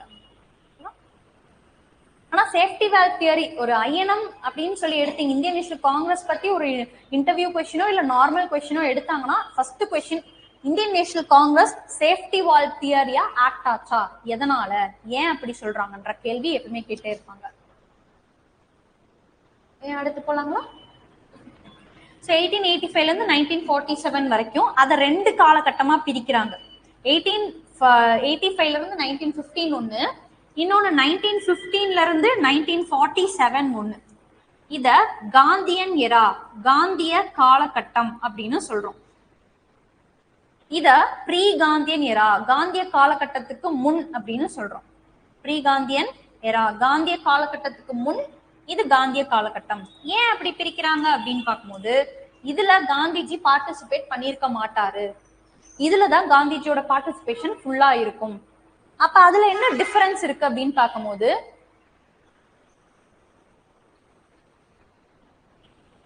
சோ காந்திஜி என்ன பண்றாருன்னா வேற டிஃபரன்ஸ். அப்ப இது எங்க போயிருப்பாரு இந்த டைம்ல அப்படின்னு கேட்கும் போது, சவுத் ஆப்பிரிக்கா. எதுக்காக சவுத் ஆப்பிரிக்காவுக்கு போறாங்க? நம்ம ஒப்பந்த கூலி தொழிலாளர்கள்னு சொன்னோம்ல, 5 வருஷம் 7 வருஷம் ஒப்பந்த கூலி தொழிலாளர்களா என்ன பண்றாங்கன்னா சவுத் ஆப்பிரிக்கா ஸ்ரீலங்காக்கு போய் வேலை செய்யறாங்க. ஒரு சிலர் திரும்பி வந்துடுறாங்க, ஒரு சிலர் அங்கே இதாங்க, ஒரு நிறைய பேர் இறந்து போயிடுறாங்க. அது 19 மில்லியன்ல அவங்களும் ஒரு கணக்கு இறந்து போயிடுறாங்க. அப்போ சவுத் ஆப்பிரிக்கால ஒரு சிலர்லாம் செட்டில் ஆயிடுறாங்க. சவுத் ஆப்பிரிக்கா இப்ப வரைக்கும் பாத்தீங்கன்னாலே நிறவெறி இருந்துட்டு தானே இருக்கு. ஸோ நெல்சன் மண்டேலா அந்த நிறவெறிக்காக தான் போராடினாரு. சவுத் ஆப்பிரிக்கால காந்தியடிகள் அதுக்கு முன்னாடியே போயிட்டாரு, அவரும் போராடுறாரு. நிறவெறியை ஒழிக்கணும், இந்தியர்களுக்கு முக்கியத்துவம் கொடுங்க. இந்தியர்கள்லாம் ரொம்ப டார்ச்சர் பண்ணுவாங்க. 9 மணிக்கு நைட்டு 9 மணிக்கு மேல வேற எங்கேயும் போக கூடாது, இந்தியர்களுக்கு இந்த இடம் மட்டும்தான் அப்படின்னா அந்த இடத்துல மட்டும்தான் இருக்கணும். சப்போஸ் வெளியே போனாங்கன்னா ஃபைனு, அப்புறம் இந்த இடத்துல வாழ்றதுக்கு கூட நிறைய வரி கொடுக்கணும். நிறைய டார்ச்சர்ஸ் அனுபவிச்சுட்டு இருந்தாங்க. தலைவரி அப்படின்னு சொல்லுவாங்க. ஒவ்வொருத்தருக்குமே ஒரு குடும்பத்துல எத்தனை பேர் இருக்காங்கன்னா அத்தனை பேர் தலைவரி அந்த மாதிரிலாம் போட்டுட்டு இருந்தாங்க. ஸோ அதெல்லாம் சால்வ் பண்ணி கொடுக்கறதுக்காக அவர் என்ன பண்றாருன்னா சவுத் ஆப்பிரிக்காவுக்கு போறாரு. 20 வருஷம் அவங்க இருக்காரு. 20 வருஷம் முடிக்கும் போது அவர் ஜெயிச்சு கொடுத்துறாரு. அந்த இந்தியர்களுக்கான ஒரு வாழ்வாதாரத்தை மீட்டு கொடுக்குற மாதிரி அந்த ஒப்பந்த கூலி தொழிலாளர்கள் தான் இங்க லேட்டரா வந்து ரிஃப்ளெக்ட் ஆச்சு. ஓகே, முடிச்சுட்டு அவர் எப்ப இந்தியாவுக்கு வருவார் அப்படின்னா 1915. அதுதான் இங்க நான் சொல்லியிருப்பேன் 1915 காந்தியன் எரா. 1915 ஜனவரி 9 இந்தியாவுக்கு வரார். இந்த ஜனவரி 9 வருஷம் வருஷம் நம்ம ஒரு நாளா கொண்டாடிட்டு இருக்கோம். NRI day. Very good. வெளிநாடு வாழ் இந்தியர்கள் தினம். இது போன குரூப் 4ல கேட்ட கொஸ்டின். இப்ப நடந்துச்சு இல்லையா குரூப் 4, அதுல கேட்ட கொஸ்டின் இது. என்னன்னு கேட்டிருக்காங்கன்னா பிரவேசிய பாரதிய திவாஸ். பிரவாசிய பாரதிய திவாஸ். திவாஸ்னா டேன்னு அர்த்தம். பிரவாசிய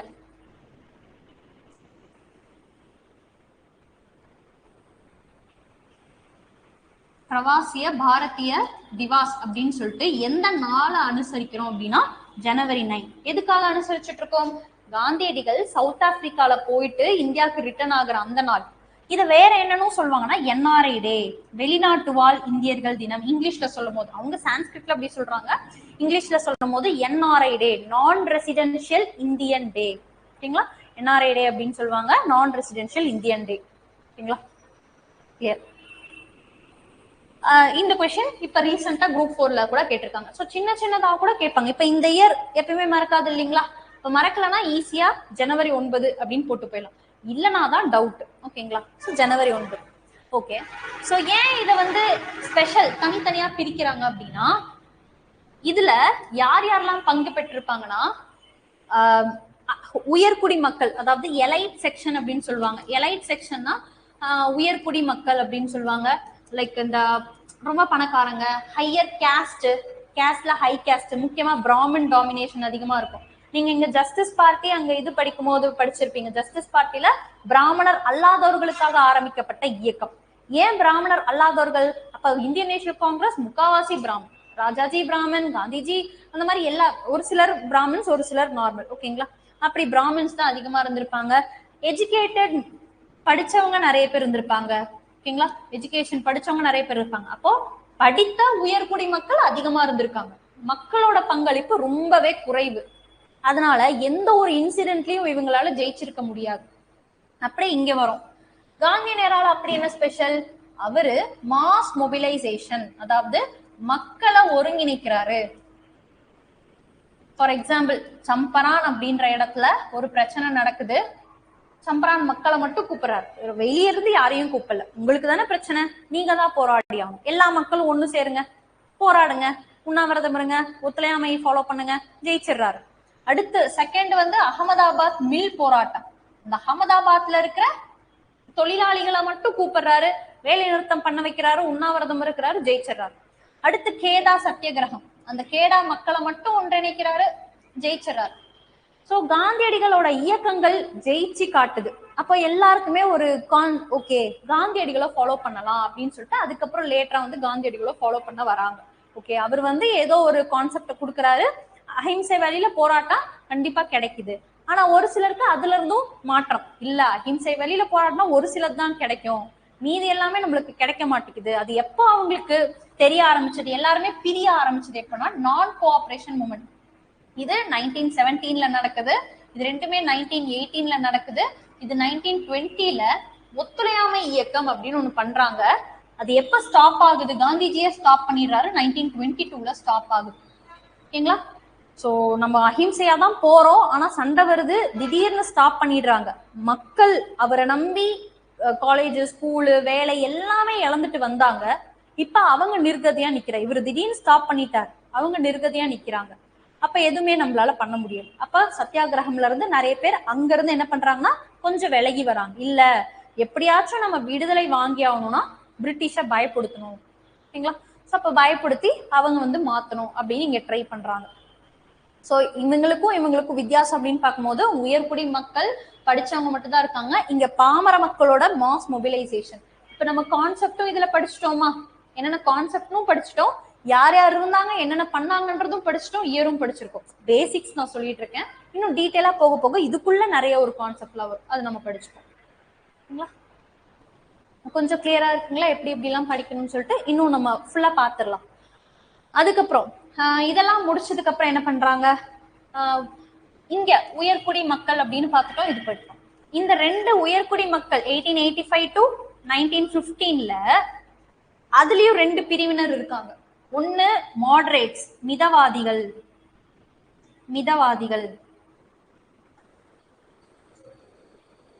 இன்னொன்னு எக்ஸ்ட்ரீமிஸ்ட்ஸ் சொல்வாங்க தேசிய தீவிரவாதிகள், இல்ல தீவிர தேசியவாதிகள் அப்படின்னு சொல்லுவாங்க. தீவிரவாதிகள்னு சொல்ல முடியாது, ஏன்னா அவங்க வந்து தேசத்துக்காக தீவிரமா போராடினாங்க, அவ்வளவுதான். தீவிர தேசியவாதிகள் அப்படின்னு சொல்லணும், ஓகேங்களா. சோ இவங்களுக்கு அதான் இந்த பீரியட்ல இவங்களுக்குள்ளேயே சண்டை, அப்படி எப்படி மக்கள் எல்லாருமே இவங்களை நம்புவாங்க. சோ அந்த மாதிரி சின்ன சின்ன பிரிவினை இருந்தது. கடைசியா எல்லாமே ஒன்றிணைஞ்சு வந்துட்டாங்க, ஓகேங்களா. அதுக்கப்புறம் காந்தியடிகளோடது ஃபாலோ பண்றாங்க. அந்த டைம்லயும் காந்தியடிகளோடதும் 1922ல வந்து பிரிஞ்சு போயிடுறாங்கன்னு சொன்னோம் இல்லையா, பிரிஞ்சு போய் தனித்தனியா ஒவ்வொருத்தர் ஆரம்பிக்கிறாங்க.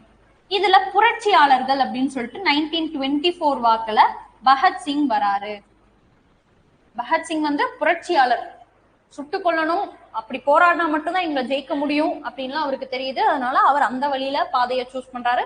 அவரோட பாதையை நிறைய பேர் சூஸ் பண்ண ஆரம்பிக்கிறாங்க. நான் கோஆபரேஷன் மூவ்மெண்ட்ல காந்திஜியோட ஃபாலோவரா இருந்தவங்களே, தீவிர ஃபாலோவரா இருந்தவங்களும் சம்டைம்ஸ் பகத்சிங் கிட்ட போயிட்டாங்க, நான் இப்படிதான் இவரோட வழியை தான் நம்ம கைப்பற்றணும் அப்படின்னு சொல்லிட்டு போயிடுறாங்க.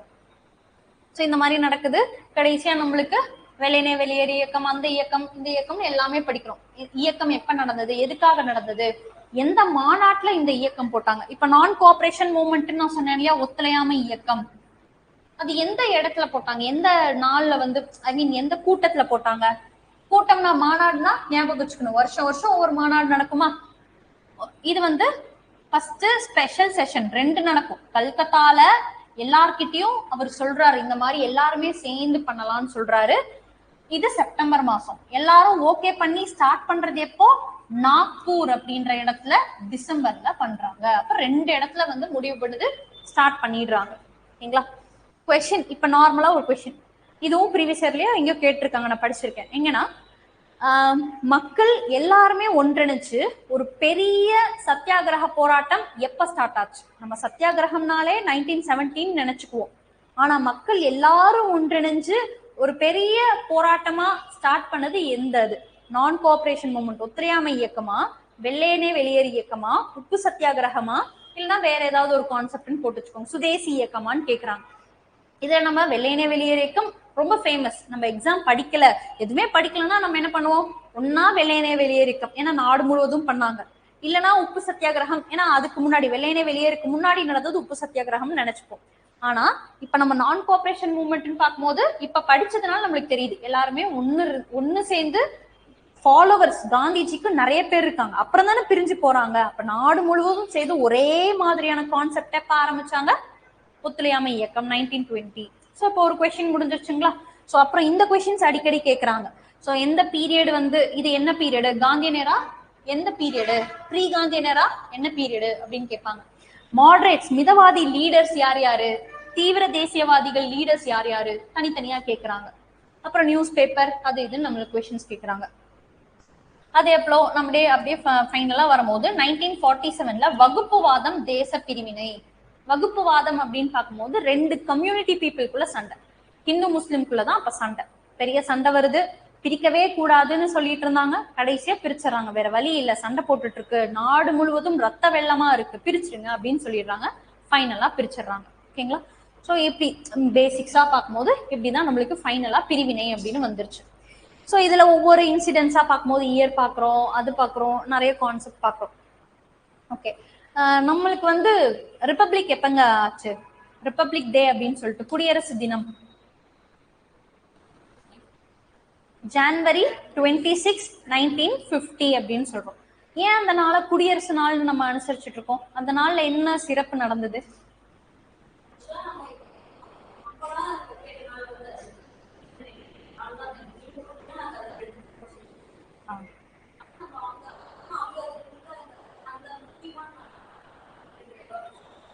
சூப்பர். பட் ஆனா அது கொஞ்சம் உள்ள போயிடணும். இயர் மட்டும் முன்னாடி வந்துருது. கரெக்டா சொன்னாங்க. இயர் மட்டும் என்னன்னா 1930, அதாவது 1929 லாகூர் மாநாடுல என்ன நடக்குதுன்னா, இந்த மாதிரி எங்களுக்கு எங்களோட கான்ஸ்டியூஷன், நாங்க எழுதின கான்ஸ்டியூஷன் நீங்க ஏத்துக்கணும், இல்லையா நாங்களே என்ன பண்ணிக்கிறோம்னா விடுதலை அனுசரிச்சுக்கிறோம், பூர்ண ஸ்வராஜ் அப்படின்னு சொல்லுவாங்க, முழு சுதந்திரம், பூர்ண ஸ்வராஜா அறிவிச்சுக்கிறோம்னு சொல்லிட்டு இந்த நாள்ல சொன்னாங்க.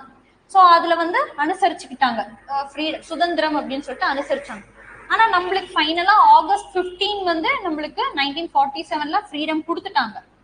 ஓகேங்களா? ஃப்ரீடம் கொடுத்து கான்ஸ்டியூஷன் இருக்கு இல்லைங்களா, November 26, 1949 இந்த கான்ஸ்டியூஷன் என்ன பண்றாங்கன்னா எல்லாருக்கிட்டையும் கையெழுத்தாகி ஓகே ஆயிடுது. ஸோ கான்ஸ்டியூஷன் டேன்னு இதை நம்ம கொண்டாடிட்டு இருக்கோம்.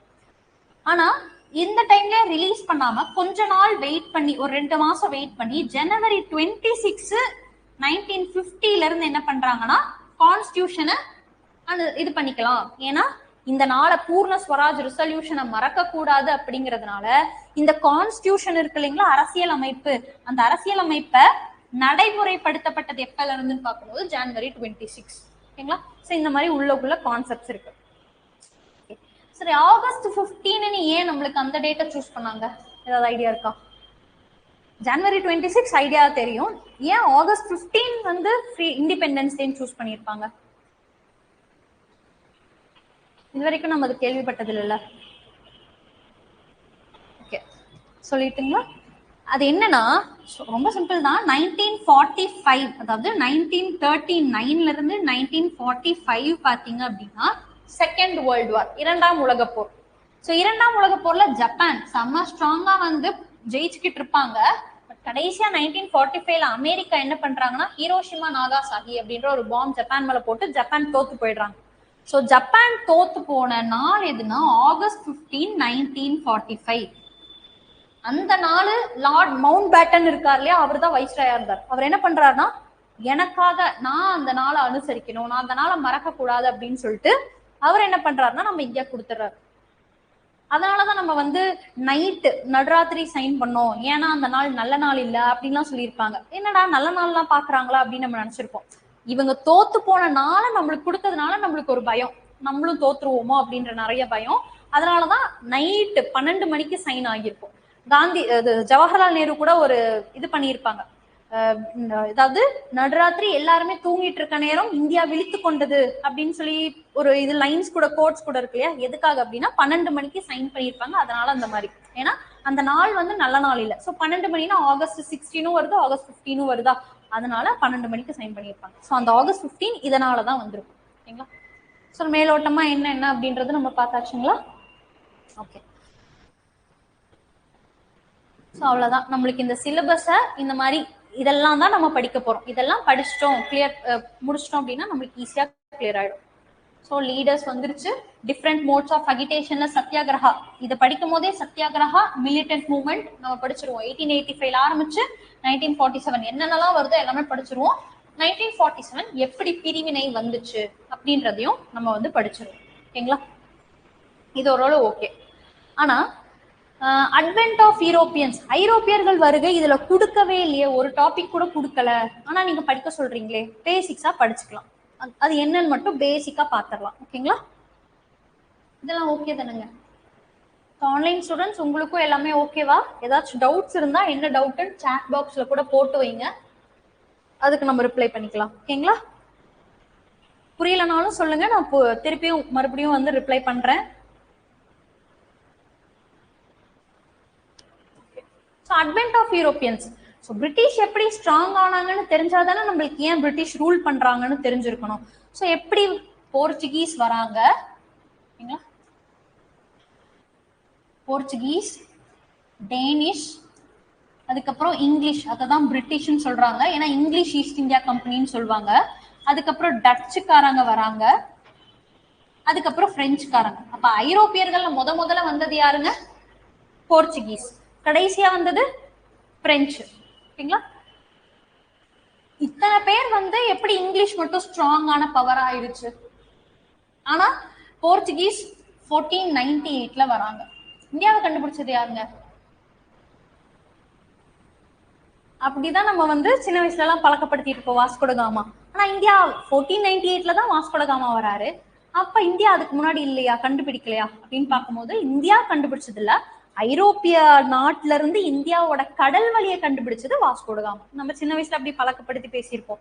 சோ ஐரோப்பிய நாட்டுல இருந்து இந்தியாவோட இந்திய நாட்டுக்கு கடல் வழியை கண்டுபிடிச்சதுதான் வாஸ்கோடகாமா. ஓகேங்களா?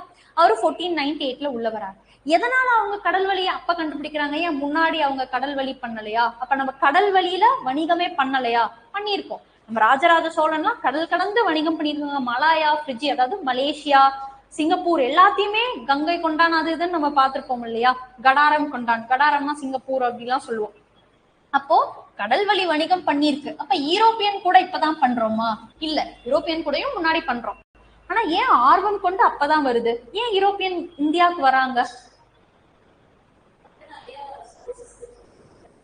முக்கியமா ஸ்பைசஸ், மிளகு, திப்பிலி, அந்த ஜாதி பத்திரி, லவங்கம், பட்டை, அந்த மாதிரி நிறைய ஏலக்காய், இதெல்லாம் நம்ம கிட்டதான் மட்டும்தான் கிடைச்சிருக்கும். ஏன்னா அந்த மாதிரி கிளைமேட்டிக் கண்டிஷன் நம்மளோடது. ஸோ 4 கிளைமேட்டிக் கண்டிஷனும் இருக்கிறதுனால நம்மள ஈஸியா வளரும். அதனால ட்ரேட் பண்றதுக்காக உள்ள வராங்க. அப்ப அதுக்கு முன்னாடி அவங்க இந்தியாக்குள்ளேயே வரலையா? வந்திருக்காங்க. சோ என்ன நடக்குதுன்னா, இந்தியாவுக்கு மேல, சோ இந்தியா இங்க இருக்குன்னா இந்தியாவுக்கு மேல ஆப்கானிஸ்தானுக்கு மேல துருக்கி. அந்த டைம்ல நம்ம நாட்டை ஃபுல்லாவே அரேபியர்கள் தான் ஆட்சி பண்ணிட்டு இருக்காங்க. அரேபியர்கள்னா யாருங்க? டெல்லி சுல்தானியர்கள், முகலாயர்கள், துருக்கியர்கள், இவங்கெல்லாம் சேர்ந்துதான் நம்மள ஆட்சி பண்ணிட்டு இருக்காங்க. சோ அப்படி ஆட்சி பண்ணிட்டு இருக்கும் போது ஐரோப்பியர்களுக்கும் துருக்கிக்கும் சண்டை வந்துட்டே இருக்கு. ஏன்னா துருக்கி முஸ்லிம், ஐரோப்பியர்கள் கிறிஸ்டியன்ஸ், சண்டை வந்துட்டே இருக்கு. சோ துருக்கியில கான்ஸ்டான்டினோபோல் அப்படின்ற ஒரு ஏரியாவை என்ன பண்றாங்க அப்படின்னா நிலவழி அடைச்சிடுறாங்க. அந்த நிலவழியா மட்டும்தான் ஐரோப்பியர்கள் இந்தியாவுக்குள்ள வந்துட்டு போக முடியும். அதை அடைச்சிடுறாங்க. இப்ப ட்ரேடிங்கே கட் ஆயிடுச்சு. அப்போ ஐரோப்பியா, அதாவது யூரோப்ல பாத்தீங்க இது வந்து சவுத் ஆப்பிரிக்கா. ஓகேங்களா? சோ இங்க வந்து நம்ம இந்தியா இருக்கு. சோ இங்க வந்து பாத்தீங்கன்னா ஒரு பெரிய இது, அதுல வந்து இங்கிலாந்து, அதுக்கப்புறம் இங்க போர்ச்சுகீஸ், இங்க வந்து நெதர்லாந்து, டச்சு, பிரெஞ்சு அப்படின்னு சொல்லிட்டு எல்லாமே தனித்தனியா பிரிஞ்சிருக்கிறாங்க. பட் ஆனா ஐரோப்பியன் கண்ட்ரிஸ்ன்னு சொல்லிப்பாங்க இல்லையா அவங்க. அப்படி வரும்போது என்ன பண்றாங்கன்னா நிலவழி இப்படி உள்ள கடல் வழியா வந்து அவங்க உள்ள வந்து இப்படி வந்ததான் நம்ம இந்தியாவுக்குள்ள வர முடியும். அதான் அடைச்சிடுறாங்க. கான்ஸ்டான்டினோபோல் அப்படின்ற இடத்துக்கு அடைச்சிடுறாங்க. இப்போ இந்த போர்ச்சுகீஸ் அதுல ஹென்றி அப்படின்ற ஒருத்தர் இருக்கார். அவரு இளவரசன். இளவரசன்னாலே மத்ததெல்லாம் பாத்துப்பாங்க. அரசன்னா அவங்க நாட்டை பாத்துக்குவாங்க. இளவரசன் வேற எல்லாத்தையும் பாத்துப்பாங்க இல்லையா? இளவரசன் என்ன பண்றாருன்னா கடல் முழுசா என்னோட ராஜ்யம் தான் இருக்கணும்னு ஒரு ஆசை. இந்தியாவோட கடல் வழியை கண்டுபிடிங்கன்னு சொல்றாரு. சோ ஃபர்ஸ்ட் வாஸ்கோடகாமா தான் இந்தியாவுக்கு வந்தாரா அப்படின்னா அவர் தான் இந்தியாவுக்கு வந்தவர், போர்ச்சுகீஸ். ஆனா அவருக்கு முன்னாடி ட்ரை பண்ணியிருப்பார் இல்லையா, பார்த்தலோமியா டயஸ் அப்படின்ற ஒருத்தர் ட்ரை பண்றாரு. சோ போர்ச்சுகீஸ் இங்க இருந்து உள்ள வராரு. உள்ள வரும்போது இங்கதான் ஃபர்ஸ்ட் சவுத் ஆப்பிரிக்கால வந்து நிக்கிறாரு. இது பார்த்தா கேப் ஆஃப் குட் ஹோப் அப்படின்னு சொல்றாங்க. கேப் ஆஃப் குட் ஹோப், நன்னம்பிக்கை முனை அப்படின்னு சொல்லப்படுது. அங்க வந்து ரீச் ஆகுறாங்க. அது இந்தியாவான்னு பார்க்கும்போது இந்தியா கிடையாது. அதுக்கப்புறம் அவங்களுக்கு மேல வரதுக்கு சோர்ஸும் இல்ல. கடல் சாப்பாடு, தண்ணி, கடல் ஆட்கள் எல்லாத்தையும் பார்த்துக்கணும் இல்லைங்களா? திரும்பி போயிடுறாங்க. அதை பயன்படுத்திக்கிட்டு வாஸ்கோடகாமா மறுபடியும் வந்துட்டு இந்தியாவுக்கு வந்து இங்க ரீச் ஆயிடுறாங்க. அதை பார்த்தா கேரளா, கள்ளிக்கோட்டை அப்படின்னு தமிழ்ல சொல்லுவாங்க, கேலிக்கட். ஓகேங்களா? கேலிக்கட்டுக்கு வந்து ரீச் ஆயிடுறாங்க.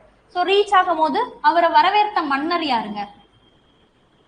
ஜாமோரின் அப்படின்னு சொல்லுவாங்க. கேலிக்கட்டுக்கு ஃபர்ஸ்ட் வந்து ரீச் ஆகுறாங்க. அவரை வரவேற்ற மன்னர் யாருன்னா ஜாமோரின். 1498ல உள்ள வராங்கன்னா அந்த டைம்ல இந்தியாவை ரூல் பண்ணிட்டு இருந்தவங்க ஓவரால் இந்தியா காமனா மெயின் ஆளுங்கன்னு பார்க்கும்போது டெல்லி சுல்தானியர்கள் வர்றாங்களா? சூப்பர், டெல்லி சுல்தானியன்ஸ் இருக்காங்க. அப்போ தமிழ்நாட்டையும் கண்டிப்பா இந்த சவுத் சைடு எப்பயுமே டிஃப்ரெண்டா தான் ஆட்சி பண்ணுவாங்க. அங்க வேற ஒருத்தர் ஆட்சி பண்ணாங்கன்னா சவுத் சைடு மட்டும் எப்பவுமே தனித்தனி ஆளுங்க தான் ஆட்சி பண்ணுவாங்க. அப்ப அந்த டைம்ல விஜயநகர பாமினின்னு படிச்சிருப்பீங்க இல்லையா? அதுல விஜயநகர எம்பையர் ஆட்சி பண்ணிட்டு இருக்காங்க. பாமினி கீழே, பட் விஜயநகர எம்பையர் ஆட்சி பண்றாங்க. அதுலயும் கிருஷ்ணதேவராயர் வந்து போர்ச்சுகீசியர்கள் கூட நல்ல நட்புறவு கொள்றார். கரெக்டா தப்பான்னு கேட்டா கரெக்ட், சரியான ஸ்டேட்மெண்ட். ஓகேங்களா, நல்ல நட்புறவு வருது. சோ இந்த மாதிரி தான் உள்ள வராங்க. மறுபடியும் வாஸ்கோ ட காமா கண்டுபிடிச்சிட்டாங்க. அது அவங்களுக்கு சொல்லணும், அந்த சந்தோஷத்தை எப்படி சொல்ல முடியும், அப்பெல்லாம் மெயில் எதுவுமே இல்லைல்ல. மறுபடியும் போறாங்க. மறுபடியும் போயிட்டு நிறைய பேர் கூட்டு வந்து இங்க செட்டில்மெண்ட், குடியிருப்பு இங்கதான் நிறுவனம், நம்ம இங்கதான் ஃபேக்டரி ட்ரேட் எல்லாம் பண்ண போறோம், நிறைய பேர் கொண்டு வராங்க. ஜாமோரின் கிட்ட துருக்கியர்கள், அரேபியர்கள் துருக்கியர்கள் தானே ஃபுல்லாவே இருக்காங்க, நாங்க அவங்களை உள்ள விடக்கூடாதுன்னு நிலவழியை அடைச்சிட்டோம், நீங்க எப்படி உள்ள கொண்டு வரலாம் அப்படின்னு அவருக்கு எதிர்ப்பு. சோ ஜாமோரின் என்ன பண்றாரு, நீங்க இங்கெல்லாம் இது பண்ணக்கூடாது, கிளம்புங்க அப்படின்னு சண்டை போடுறாரு. வாஸ்கோ ட காமா இல்ல, நாங்க கஷ்டப்பட்டு வந்திருக்கோம், இங்கதான் இருப்போம்னு சொல்றாரு. வாஸ்கோ ட காமாக்கும் ஜாமோரினுக்கும் சண்டை வருது. அந்த சண்டையில ஜாமோரின் தோற்கடிக்கப்படுறாரு, வாஸ்கோ ட காமா ஜெயிச்சிடறாங்க. அதுக்கப்புறம் அப்படியே ஸ்டார்ட் பண்ணிட்டாங்க, உள்ள ஊடுருவி வர ஆரம்பிச்சிட்டாங்க. ஓகேங்களா, சோ இப்படி வந்தவங்க தான் போர்ச்சுகீஸ். அதுக்கப்புறம் 1600 அப்படின்னு சொல்லுவாங்க. இவங்க ஒரு கிட்டத்தட்ட ஒரு நூற்றாண்டு காலமா அவங்க இருந்துட்டாங்க. இவங்க 1600 உள்ள வராங்க.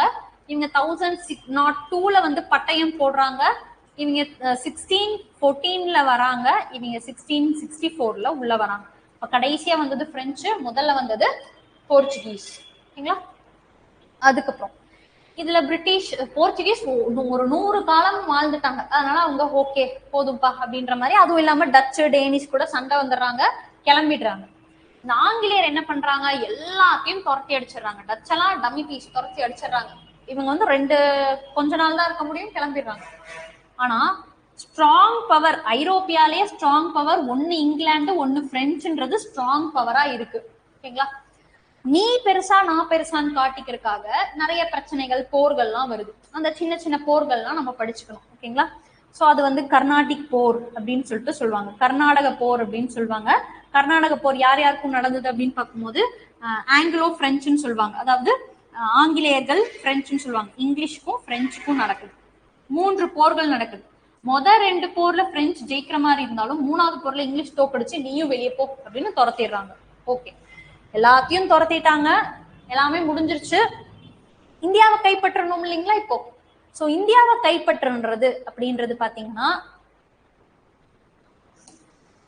ஃபர்ஸ்ட் இந்த சைடு இருக்கு அப்படின்னா பெங்கால தான் அவங்க கைப்பற்றுறாங்க. ஏன்னா பெங்கால் பெரிய ராஜ்யமா இருக்கு.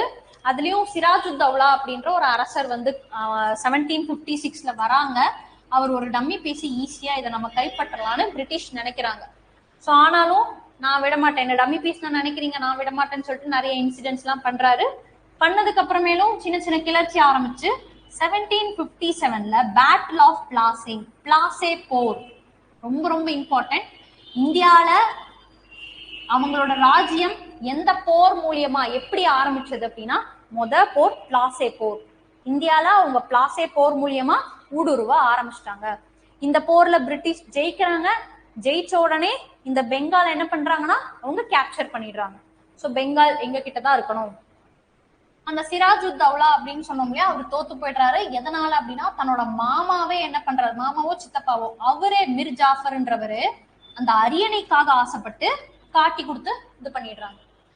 ஓகேவா, இப்போ பிரிட்டிஷ் எப்படி நம்ம இந்தியாவை கைப்பற்றுச்சு அப்படின்னா சோ மத்த யூரோப்பியன் கண்ட்ரிஸ் எப்படி கைப்பற்றுச்சு, துரத்தி அடிச்சது, இந்தியாவை எப்படி துரத்தி அடிச்சு கைப்பற்றுச்சு அப்படின்னு பார்க்கும்போது பிரிட்டிஷ் வந்து செம ஸ்ட்ராங்கா இருக்கிறவங்க. கடல் வலிமை, ஆட்கள் கம்மியா இருந்தாலும் அவங்களோட வெப்பன்ஸ் வந்து பெருசா அதிக அளவா இருக்கும், மாடர்னா இருக்கும் அவங்களோட வெப்பன்ஸ். நம்ம வந்து 1857 ரெவால்ட்ல துப்பாக்கி, சின்னதா ஒரு துப்பாக்கி ஆரம்பிச்சோம்னா அவங்க வெடிகுண்ட அளவுக்கு போயிட்டாங்க, தயாரிக்க ஆரம்பிச்சிட்டாங்க. ஓகேங்களா, இப்ப பிரிட்டிஷ் வந்து ஃபர்ஸ்ட் இந்த ஸ்ட்ராங் பவர், அந்த ஸ்ட்ராங் பவரை கொண்டு இவங்க எல்லாம் தோக்கடிச்சிட்டாங்க. கொஞ்சம் மன வலிமையும், ராபர்ட் கிளைவ் அவருதான் ஹீரோனே சொல்லுவாங்க. ஏன்னா அவர் இருந்ததுனாலதான் பிரெஞ்சை தோக்கடிக்க முடிஞ்சது ஈஸியா. அவர் ஒரு தந்திரசாலி மாதிரி. இந்தியாவை எப்படி தோக்கடிச்சாங்கன்னா அதான் சொன்னீங்க சித்தப்பா, அவரே வந்து ராஜ்யத்துக்கு ஆசைப்பட்டாங்க. சின்ன சின்ன இந்த ராஜ்யம் இருக்குன்னா இதை பிடிக்கிறதுக்காக, இது தமிழ்நாட்டுக்குள்ளேயே இருக்குன்னு வச்சுக்கோங்க, இதை பிடிக்கிறதுக்காக இது சண்டை, இதை பிடிக்கிறதுக்காக இவங்க சண்டை போடுறது. அப்புறம் அந்த கர்நாடிக் வார்ன்னு கூட சொன்னோம் இல்லையா, கர்நாடிக் வார்ல அப்பா பையனுக்குள்ள சண்டை. அந்த ராஜ்யத்துல யார் ஆட்சி உட்காரணும், அப்பாவா பையனா? சோ அப்பாவுக்கு வந்து சில டைம் அப்பாவுக்கு வந்து பிரிட்டிஷ் சப்போர்ட் பண்ணாங்கன்னா மகனுக்கு வந்து பிரெஞ்சு சப்போர்ட் பண்ணுவாங்க. அப்ப இதையும் கைக்குள்ள போட்டுட்டு இவங்களும் சண்டை போட்டுக்கிறாங்க. ஆனா அது வந்து உள்ள இருக்கிறவங்களுக்கு தெரியல. நான் பெருசா நீ பெருசா, அப்பா பையன் பெருசான்னு சொல்லிட்டு முட்டாள்தனமா தன்னோட சொந்த ராஜ்யத்தை என்ன பண்றாங்க, ஈஸியா கொடுத்துட்டாங்க. இப்படிதான் பிரிட்டிஷ் வந்து உள்ள வருது. ஸோ அப்படி பிரிட்டிஷ் உள்ள வந்துதான் நிறைய கிளர்ச்சிகள், நிறைய சேஞ்சஸ் கொண்டு வராங்க, நிறைய சட்டத்திட்டங்கள்லாம் கொண்டு வராங்க. ஸோ போஸ்டல் சிஸ்டம் எப்ப ஸ்டார்ட் பண்ணாங்க, யாரு ஸ்டார்ட் பண்ணா, அதுக்கப்புறமேட்டுக்கு நம்ம இது பார்த்துருக்கோம் இல்லைங்களா, நிறைய இருக்கு. டாக்டரின் ஆஃப் லேப்ஸ், வாரிசு இழப்பு கொள்கை மூலியமா தான் கொண்டு வந்தது. அதுக்கப்புறமேட்டுக்கு இன்னும் நிறைய சட்டத்திட்டங்கள் இருக்கு. ரயில்வே பாலம் எப்ப அமைச்சாங்க, 1853. எதுக்காக அமைக்கிறாங்க, அவங்க கடல் வழியா கொண்டு போறது லேட்டு, இங்கிருந்து கடலுக்கு கொண்டு போகணும்னாலும் ஒரு பாலம் இருக்கணும். இந்த மாதிரி சின்ன சின்னதா அவங்க வந்து இம்ப்ரூவ் பண்ணிக்கிட்டாங்க. கிட்டத்தட்ட 200 வருஷம் ஆண்டு காலம் வந்து பிரிட்டிஷ் நம்மள ஆட்சி பண்ண ஆரம்பிச்சிட்டாங்க, அடிமைப்படுத்தி வாழ்ந்தாங்க. ஓகேங்களா. ஸோ அதெல்லாம் பார்க்கும்போது தான் அடுத்து ஐஎன்சி, அடுத்து லீடர்ஸ் அப்படின்னு பார்க்கும்போது கடைசியா நம்மளுக்கு ஃப்ரீடம் 1947ல தாங்க அப்படின்னு ஃப்ரீடம் கிடைச்சிருச்சு. ஸோ ஒரு பேசிக்கா என்னென்ன படிக்கணும் அப்படின்றது தெரிஞ்சிருச்சு இல்லைங்களா. ஸோ என்னென்ன புக்ஸ் படிக்கணும், புக்ஸ் படிக்கும் போது எதெல்லாம் அண்டர்லைன் பண்ணி படிக்கணும் அப்படின்னு தெரிஞ்சிருக்கும். இந்த கான்செப்ட், இந்த இயர், இந்த யாரு பண்ணியிருப்பாங்க, அந்த ஆர்கனைசேஷன்ஸ், அதெல்லாம் படிச்சுக்கணும். ஸோ இப்போ பேசிக்கா நம்ம படிச்சது படிச்சிட்டோம். மீதி எல்லாமே ஒவ்வொரு கிளாஸ், நெக்ஸ்ட் கிளாஸ் வந்து நம்ம தனித்தனியாவே நம்ம பார்த்துப்போம். ஓகேவா. ஸோ இந்த மாதிரி தான் எல்லாமே வந்துருச்சு. ஃபுல்லாவே நம்ம ரிவைஸ் மாதிரி பண்ணிட்டோம். கிளியரா இருந்ததுங்களா ஆன்லைன் ஸ்டூடெண்ட்? நீங்களும் சொல்லுங்க கிளியரா இருந்ததா அப்படின்னு சொல்லிட்டு. ஒரு கான்செப்ட் கிளியரா இருந்ததா, என்ன படிக்க போறோம், என்ன பண்ண போறோம், ஒரு 8-9 கிளாஸஸ்லயே நம்மளால ஈஸியா முடிக்க முடியும். ஸோ நோட்ஸ் நிறைய எடுத்தோம்னா கொஞ்சம் இன்க்ரீஸ் ஆகும். நோட்ஸ் கம்மியா ஹின்ஸ் மாதிரி எடுத்துக்கிட்டோம் அப்படின்னா நெக்ஸ்ட் கிளாஸ்ல இருந்து நான் பிபிடி கொண்டு வந்துருவேன், பிடிஎஃப் கொண்டு வந்துருவேன். இன்ட்ரோடக்ஷனால நான் கொண்டு வரல, நெக்ஸ்ட் கிளாஸ்ல இருந்து பிடிஎஃப் அதெல்லாம் நான் கொண்டு வந்துருவேன். ஸோ ஒரு இன்ட்ரோடக்ஷன், என்னென்ன படிக்கணும், என்னென்ன கிளியர் பண்ண போறோம், படிக்க போறோம் அப்படின்றத நம்ம பார்த்தாச்சு. ஸோ ஐஎன்எம் படிச்சிட்டிங்க அப்படின்னா யூனிட் 8ல இருக்கிற தமிழ்நாடு ஐஎன்எம் ரொம்ப ஈஸி. ஓகேங்களா. இங்க கான்செப்ட் அங்க படிச்சிட்டோம்னா தமிழ்நாடு ஐஎன்எம் ரொம்ப ஈஸி, அதுவும் படிச்சு முடிச்சிடலாம். ஓகேங்களா. ஸோ வேற ஏதாச்சும் யாருக்காவது டவுட்ஸ் இருக்குங்களா? அது யூனிட் 8 நடத்துறவங்க நடத்திடுவாங்கன்னு நினைக்கிறேன். சார் வந்து நடத்திடுவாரு. ஏன்னா யூனிட் 9 மேல நிறைய இருக்கு. டச் பண்ணிடுவேன். இந்த நானும் டச் பண்ணி கொடுத்துருவேன். அவரும் வந்து என்ன பண்ணுவார்னா ஒரு கான்செப்ட் மாதிரி சொல்லிட்டு அங்க இங்க நடந்தது, அதனால இங்க இது நடந்துச்சு, அங்க இது நடந்துச்சு, இங்க அதே மாதிரி நான் சொல்லும் போதும் இங்க சுதேசி இயக்கம்னு இங்க பாலகங்காதர் திலக் பண்றாரு, இதே மாதிரி தமிழ்நாட்டுல யார் பண்ணா வஉசி பண்றாரு. ஸோ லிங்க் பண்ணி கொடுத்துட்டோம்னா உங்களுக்கு ஈஸி ஆயிடும். ஹிஸ்டரி புக் அது நான் காட்டுறேன் அப்படின்னு சொல்லிட்டு ஒரு சிலர் டவுன்லோட் பண்றது கஷ்டமா இருக்கும் இல்லையா. அப்புறம் சிலபஸும், அது சிலபஸ் எங்க இருந்து டவுன்லோட் பண்றதுன்னு தெரியுங்களா? அதையும் ஒரு டைம் காட்டிட்டோங்களா எல்லாருக்குமே? ஸோ ஆன்லைன் ஸ்டூடெண்ட்ஸ் டவுட் இருக்கான்னு சொல்லுங்க, இல்ல ஓகேவா கிளாஸ் ஓகேவா அப்படின்றதும் சொல்லிருங்க. சரி.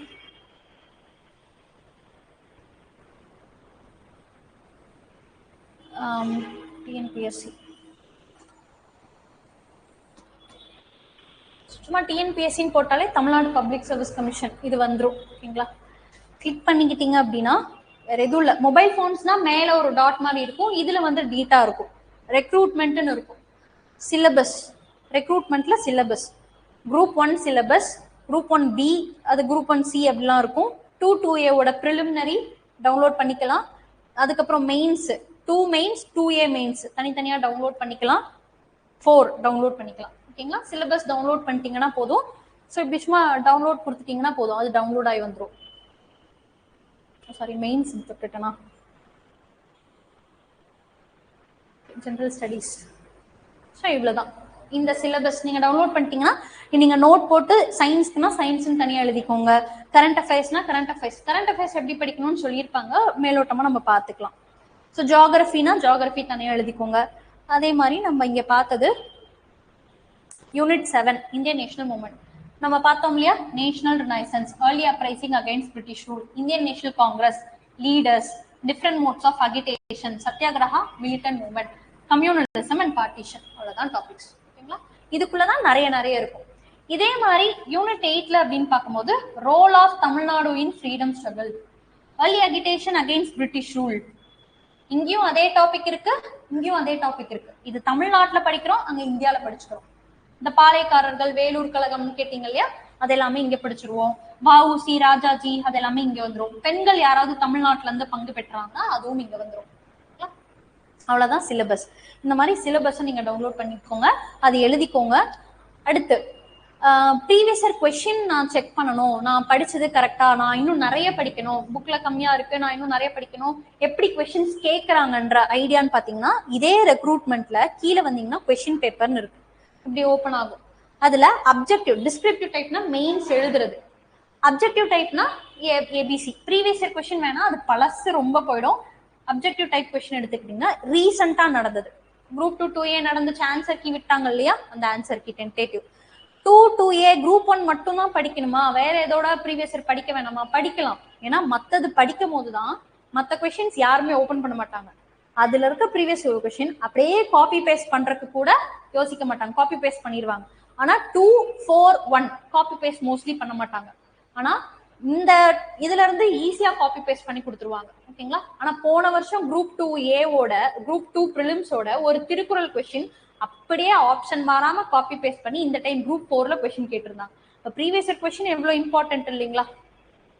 ஸோ இந்த மாதிரி வேற ஒரு எக்ஸாம், நான் குரூப் 1ஓ குரூப் 2ஓ போகல, வேற ஒரு எக்ஸாமுக்குள்ள டேட்டுன்னு செக் பண்ணிக்கிட்டீங்கன்னா வளவலன்னு நிறைய இருக்கு. ஓகேங்களா? அதெல்லாம் விட்டுருங்க. Tamil eligibility test with general studies இதை ஓபன் பண்ணிக்கோங்க. ஜெனரல் தமிழ் படிக்கிறவங்களும் இதை போட்டு பார்த்துடலாம் இல்லைங்களா? 100 கொஸ்டின் ஜெனரல் தமிழ். அழகா இதுல இருந்து தாங்க கொஸ்டின்ஸே நம்மளுக்கு கேட்கறாங்க, வேற எங்க இருந்தும் நம்மளுக்கு கொஸ்டின்ஸ் சப்போஸ் வெளிய இருந்து கேட்கறாங்க அப்படின்னா இவங்க கொஞ்சம் டெப்தா கேட்டிருப்பாங்க இல்லையா, இதுல இருந்து கேட்டிருப்பாங்க.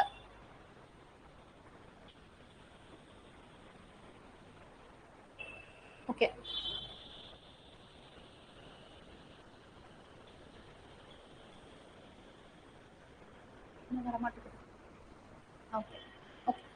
சோ இப்ப பாருங்க, ரவீந்திரநாத் தாகூர், இது ரவீந்திரநாத் தாகூர்னாலே எங்க வருது நம்மளுக்கு, ஐஎன்எம்ல வந்துருச்சா?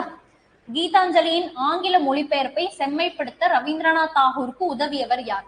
சோ ஃபர்ஸ்ட் கீதாஞ்சலின்ற புக்கை யாருதுன்னு நம்ம படிச்சிருப்போம், ரவீந்திரநாத் தாகூர் தெரியும், எந்த ஆண்டு வெளியிட்டிருப்பாருன்னு நம்ம படிச்சிருப்போம். ஓகேங்களா? அத எந்த மொழியில யாரு மொழிபெயர்த்தார் அது நம்ம படிச்சிருக்க மாட்டோமா? புக்ல வந்து இவ்வளவுதான் இருக்கு, இதை இருக்காது. இது கொஞ்சம் வெளியே இருந்தா தான், நான் 40% வெளியே இருந்து தானே வரும்னு சொல்லியிருக்கேன். அப்ப வெளியே இருந்து வருதுன்னா ஒரு கொஸ்டின் நம்ம படிச்சுக்கிட்டோமா, புதுசா இருக்கு நம்மளுக்கு, கண்டிப்பா படிச்சுக்கிட்டோம், இதுல இருந்து கேட்பாங்க. சப்போஸ் கீதாஞ்சலி அப்படின்ற புக்கை எந்த மொழியில மொழிபெயர்த்தாங்க? ஆங்கிலம். சோ இதுவும் படிச்சுட்டோம், இதுல 2 கொஸ்டின் நம்ம படிச்சிட்டோமா? நிறைய பேருக்கு கீதாஞ்சலி புக்கு ரவீந்திரநாத் தாகூரான கொஞ்சம் டவுட்டா இருக்கும். இப்போ 3 கொஸ்டின் நம்ம படிச்சிட்டோமா? இந்த மாதிரி தெளிவு பண்ணிக்கோங்க. அடுத்து இந்த கொஸ்டின், இதே கொஸ்டின் தான் குரூப் 2ல கேட்டிருந்தாங்க, நான் காட்டினேன் இல்லையா, இதுல வந்திருக்காதா? ஓகே, இப்ப நான் காட்டினல மேல குரூப் 2, அடுத்த கொஸ்டினே இந்த கொஸ்டினா, இது நடந்து முடிஞ்சதுக்கு அப்புறம் தானே குரூப் 2 நடந்துச்சு. இந்த question, demand for Pakistan was first placed in dash Indian National Congress. இதே கொஸ்டின் இப்ப குரூப் 2 கொஸ்டின் வேணா எடுத்து காட்டுறேன், அதுல இருக்கு.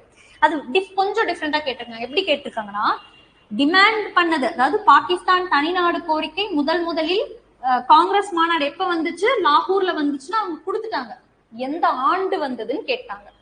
ஓகேவா? அப்ப நம்ம ஒரு ப்ரீவியஸ் இயர் கொஸ்டின் படிக்கிறோம் அப்படின்னா இது படிச்சிருந்தாலே அது ஈஸியா எல்லாருமே போட்டுப்பாங்க. ப்ரீவியஸ் இயர் கொஸ்டின் வச்சிருந்தாங்கன்னா ஓகே, லாகூர் செஷன் ஒரு படிச்சிட்டோம், எக்ஸ்ட்ரா நீங்க போய் சர்ச் பண்ணுங்க, புக்ல இருக்கு, இதெல்லாம் புக்ல இருக்கு. சப்போஸ் புக்ல இல்ல, எந்த ஆண்டு, எப்பயுமே இயர் என்னன்னு பாத்துக்கோங்க. சோ அப்ப ஃபர்ஸ்ட் வைக்கிறாங்க அப்படின்னா எந்த ஆண்டு வச்சிருக்காங்க நம்மளுக்கு தெரியணுமா? அதை படிச்சிட்டீங்கன்னா இப்ப குரூப் 2ல அழகா அந்த கொஸ்டின் போட்டிருக்கலாம, அவ்வளவுதான்.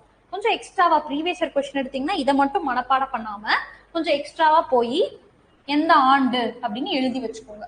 ஓகேங்களா? ஸோ இல்லைனா கூட நீங்க படிச்சு பாருங்க, லிங்க் பண்ணி பாருங்க, இல்லைனா ஒரு தனி நோட்டு போடுங்க. உங்களுக்கு தெரிஞ்ச கொஸ்டினா ஓகே எனக்கு தெரியும், தெரியலையா லாகூர் செஷன், இது அப்படியே கொஸ்டின் எடுத்துட்டு இந்த ஆன்சரை மட்டும் எழுதிட்டு ஹைஃபன் போட்டு என்ன இயர் அதை எழுதிக்கோங்க. அதுதான் கொஸ்டினே கேட்கறாங்க. இதுவும் ஐஎன்எம் தான். நான் சொன்னேன் இல்லையா, குரூப் 2 குரூப் 4லயே வந்து ஒரு 75 கொஸ்டின் ஜிஎஸ்னா ஒரு 5-6 கொஸ்டின் 10 கொஸ்டின் கிட்ட ஐஎன்எம் இல்லையா, அந்த யூனிட் 8ல இருந்து தமிழ்நாடு ஐஎன்எம்ல நிறைய கேட்டு இதை கொஞ்சம் குறைச்சிருவாங்க. ஓகேவா? அடுத்தடுத்து வருது பாருங்க. இது என்ன ராங் மேட்ச், ஆர்கனைசேஷன்ஸ், கட்சி, அந்த ஆர்கனைசேஷன்ஸ் தான் சொல்லிட்டு இருந்தேன் இல்லையா, விடி சாவர்கர், எது கரெக்ட் எது தப்பு அப்படின்னு கேட்டிருக்காங்க. இதெல்லாம் நம்ம புக்லயே இருக்கு, புக் கொஸ்டின்ஸே அப்படியே படிச்சிட்டோம்னா கரெக்ட். கான் அப்துல் காஃபர் கான், அல் ஹிலால், இது ராங் மேட்சஸ் எது எதுன்னு கேட்டாங்கன்னா இது எல்லாமே ராங் மேட்சஸ். இல்ல இதுல கொஸ்டின் இது கரெக்ட் தான், ஆனா தப்புன்னு சொல்லி கொடுத்துருக்காங்க. இது ஒரு சிலது அப்படிதான் வரும். நீங்க படிச்சிட்டீங்கன்னா இப்ப ஈஸி. ஏன்னா லாலா ஹர்தயால் தான் சான் பிரான்சிஸ்கோல கதார் பார்ட்டி ஸ்டார்ட் பண்ணாரு. அபினவ் பாரத் அப்படின்றத விடி சாவர்கர் தான் ஸ்டார்ட் பண்ணாங்க. இது ரெண்டும் தான், அல் ஹிலாலும் இதுவும் தான் தப்பு. அது வந்து இவங்க மாத்தி கொடுத்துருக்காங்க. 3 and 4 ஆப்ஷன் மாத்தி கொடுத்துருக்காங்க. அதை நம்ம சேலஞ்ச் பண்ணிக்கலாம். ஸோ ஒரு சில நேரத்துல இப்படிதான் வரும், வேற ஒன்றையும் பண்ண முடியாது. படிச்சிட்டீங்க அப்படின்னா ஓகே, தப்பிச்சிட்டோம். அதனாலதான் ஃபர்ஸ்ட் புக்கை படிச்சிருங்க, அப்புறம் கொஸ்டினுக்கு வாங்கன்னு நான் சொன்னேன். இப்ப படிச்சிட்டோம்னா ஓகே, இது ரெண்டும் கரெக்ட், இது ரெண்டும் தான் தப்பு. பாரத் மாதா அசோசியேஷன் யார் ஸ்டார்ட் பண்ணாங்க? அப்ப எழுதி வச்சுக்கோங்க சைட்ல வந்து நீலகண்ட பிரம்மச்சாரி. ஓகேங்களா? அல் ஹிலால் அப்படின்றது யார் ஸ்டார்ட் பண்ணாங்க? அது வந்து மௌலானா அபுல் கலாம் ஆசாத். மீதி ரெண்டும் கரெக்ட். ஓகேங்களா? இந்த மாதிரி நம்ம படிச்சுக்கலாம். அடுத்து இப்ப வந்து ஒரு ரீசன் கேட்டுட்டாங்க. இவ்வளவு நேரம் பார்த்தோம்னா கான்செப்ட், அதாவது டேட்டாஸ் படிச்சோம்னா போட்டுடலாம். இப்ப கான்செப்ட், இந்திய தேசியவாத இயக்கம் அதன் வரலாற்றில் முதல் முறையாக ஒத்துழையாமை இயக்கத்தின் போது மாபெரும் கூட்டத்தை பெற்றது. இது கொஸ்டின் நான் வேற இடத்துல பார்த்தேன், அது 1 மார்க்ல பார்த்தேன். அதே கொஸ்டினை இங்க ரிஃப்ளெக்ட் பண்ணிருக்கீங்களா? நான் வேற எங்கேயோ படிச்சுட்டேன், பட் அதே கொஸ்டின் இங்க ரிஃப்ளெக்ட் பண்ணிருக்கு. அப்ப இது கரெக்ட்ன்ற ஸ்டேட்மெண்ட் தானே? சொன்னேன் இல்லையா? இந்திய தேசிய காங்கிரஸ் நான் கோஆபரேஷன் மூவ்மெண்ட்ல தான் நாடு முழுவதும் மாபெரும் கூட்டத்தை பெற்றது. அப்ப கரெக்ட். ஒத்துழையாமை இயக்கத்தில் ஏராளமான விவசாயிகள் மற்றும் தொழிலாளர்கள் கலந்து கொண்டாங்க. ஓகேங்களா? அதுவும் கரெக்ட் தான். இங்க என்ன சொல்லியிருக்காங்கன்னு பார்க்கலாம். Correct, but not explanation. அது மட்டும் ஒரு சிலது வேற வழி இல்லை. ஏன்னா ஒத்துழையாமை இயக்கத்துல பாத்தீங்கன்னா தொழிலாளர்களும் விவசாயிகள் மட்டும் இல்லாம இன்னும் நிறைய பேர் கலந்துக்கிட்டாங்க. ஓகேங்களா? சோ அவங்களும் கலந்துக்கிட்டாங்க, இன்னும் நிறைய பேர் கலந்துக்கிட்டாங்க. அப்ப ஃபால்ஸ்னும் போட முடியாது, ட்ரூனும் போட முடியாது. கொஞ்சம் நாட் கரெக்ட் எக்ஸ்பிளனேஷன் கொடுத்துருக்காங்க. ஏன்னா இப்பெல்லாம் கொஸ்டினே கேட்க முடியாது, கேட்க கூடாதுதான். பட் இது இவங்க ட்விஸ்ட் பண்ணி நான் கேட்கறேன்ற மாதிரி கேட்டிருக்காங்க. வேற வழி இல்லை, இதெல்லாம் நம்ம படிச்சுதான் ஆகும். அடுத்து வர்றது அதேதான், ஐஎன்எம் தான். All India forward bloc right matches கேட்டிருக்காங்க. ஸோ ஆல் இந்தியா ஃபார்வர்ட் பிளாக்னா எங்க ஸ்டார்ட் பண்ணிருக்காங்க, எந்த இடத்துலன்னு கேட்டிருக்காங்க. ஷானவாஸ் கான், பாப்புலர் மார்க்சிசம், இந்த மாதிரி எந்த இடத்துல யாருன்னு கேட்டிருக்காங்க. ஓகேங்களா? அதுக்கப்புறம் இதேதான், Delhi Durbar, vernacular press act, Alipore bomb case நம்ம படிக்க பார்ப்போம். இப்போ இதை படிச்சுட்டு இப்ப பார்த்துட்டோமா? அப்ப நம்ம கொஸ்டின்ஸ்ல வந்து லைனா இதை பத்தி எல்லாமே நம்ம படிப்போம். அப்போ உங்களுக்கு ஞாபகம் வரும், ஓகே இதெல்லாம் கரெக்டான ஸ்டேட்மெண்ட் ஞாபகம் வரும். ஸோ இல்பர்ட் பில்னா 1883 வரும், வெர்னாகுலர் பிரஸ் ஆக்ட்னா 1911, அலிப்பூர் பாம் கேஸ்னா 1908, ஸோ டெல்லி தர்பார்னா 1911. அப்ப இது 1908 அந்த மாதிரி ஞாபகம் வச்சுக்கிட்டோம்னா ஈஸி. இது எல்லாமே புக்ஸ்லேயே இருக்க கொஸ்டின். ஓகேங்களா? இப்ப நம்ம படிச்சது கரெக்டா அப்படின்னு பாக்குறதுக்கு எங்க போகணும்? Previous year question. Previous year கொஸ்டின்ல ஒரு சிலர் தெரிஞ்சிருக்கும், ஒரு சிலர் தெரியலன்னு வச்சுக்கோங்களேன். அதையும் படிச்சு முடிச்சிருங்க, அவ்வளவுதான். So previous year question, syllabus, இப்படி நம்ம டிஎன்பிஎஸ்சி பார்த்துக்கணும். அடுத்து புக்ஸ் அப்படின்னு பார்க்கும்போது டிஎன் டெக்ஸ்ட் புக்குன்னு போட்டீங்கன்னு வச்சுக்கோங்களேன். சப்போஸ் புக் வாங்குறவங்க வாங்கிக்கலாம். அப்படி வாங்க முடியல, சமச்சீர் கல்வி புக் வாங்க முடியல, நான் சிஸ்டம்ல டவுன்லோட் பண்ணி படிச்சுக்கிறேன் அப்படின்னு பாத்தீங்கன்னா ஓகே, டவுன்லோட் பண்ணிக்கலாம். டிஎன் டெக்ஸ்ட் புக்குன்னு போனீங்கன்னா தமிழ்நாடு ஸ்கூல் டெக்ஸ்ட் புக்குன்னு வரும். 10th இருந்து 12th வரைக்கும் இருக்கு. நான் 8th, 10th, 11th, 12th இருக்கு. அப்ப 6th, 7th இல்லையா படிக்கணும். அது ஹிஸ்டரி, ஏன்ஷியன்ட் ஹிஸ்டரி இதுல வந்துரும், மிடிவல் ஹிஸ்டரி இதுல வந்துரும், மாடர்ன் இதுல வந்துரும். இது எல்லாமே சேர்த்தி 9th வரும். 10th புக்கும் மாடர்ன் ஹிஸ்டரி. 11th வந்து இதெல்லாம் சேர்த்தி இன்னும் டீட்டெயிலா கொடுத்துருப்பாங்க. 8th, 10th சேர்த்தி 12th வந்து டீட்டெயிலா கொடுத்துருப்பாங்க. ஓகேங்களா? ஃபார் எக்ஸாம்பிளுக்கு சும்மா நான் 8th புக் எடுக்கிறேன். ஸோ ஹிஸ்டரி ஐஎன்எம் அப்படின்னாலே அது எந்த புக்ஸ்ல வரும்னா சமூக அறிவியல், சோஷியல் ஸ்டடீஸ்ல தான் வரும். ஓகேங்களா? சமூக அறிவியல் டவுன்லோட் அப்படின்னு கொடுத்துட்டீங்கன்னா அதுவா ஆட்டோமேட்டிக்கா ஓப்பன் ஆயிடும் பிடிஎஃப். ஓகேங்களா? ஸோ ஓப்பன் ஆயிட்டதுக்கு அப்புறமேட்டுக்கு ஃபர்ஸ்ட் அந்த மேல இருக்க கண்டென்ட் பாருங்க, நம்ம என்னென்னலாம் படிக்கணும்னு பாருங்க. ஸோ கண்டென்ட்ல புரியலையா, உள்ள ஒரு புக்கை வந்து ரிவைஸ் சும்மா ஓப்பன் பண்ணி பாருங்க. புக்கே டவுன்லோட் ஆயிடுச்சு.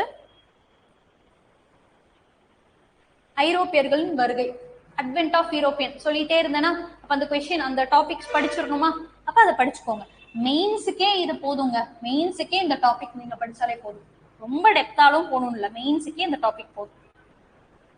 இப்ப ஐரோப்பியர்கள் வருகை, அவங்க கொஞ்சம் பேசிக் டேட்டாஸ் கொடுத்துட்டு அதுக்கப்புறம் அவங்க எங்கெங்க வந்தாங்க, நான் மேப் மாதிரி போட்டு காட்டினேன் இல்லையா, அது இங்க இருக்கு பாருங்க. அவங்க ஃபுல் அண்ட் ஃபுல் புக்கே இருக்கு. புக்கை தரவு பண்ணிட்டு அப்புறம் கொஞ்சம் வெளியே போய்க்கோங்க, இன்னும் நிறைய படிச்சுக்கலாம். வெளியே வளவலன்னு படிச்சு புரியவே புரியாது. பேசிக்கான டாபிக்ஸ் இங்கே கொடுத்தாங்க. இதை படிச்சுட்டு வெளியே போய் படிங்க, இன்னும் நல்லா புரிய ஆரம்பிச்சிடும். சொன்னேன் இல்லையா, ஐரோப்பியா, பிரான்ஸ், லிஸ்பான், டென்மார்க்னு சொல்லிட்டு நிறைய இருக்கும். அவங்க வந்து இது நன்னம்பிக்கை முனை அப்படின்னு சொல்லிட்டு இருக்கும், கேப் ஆஃப் குட் ஹோப்னு இருக்கும்.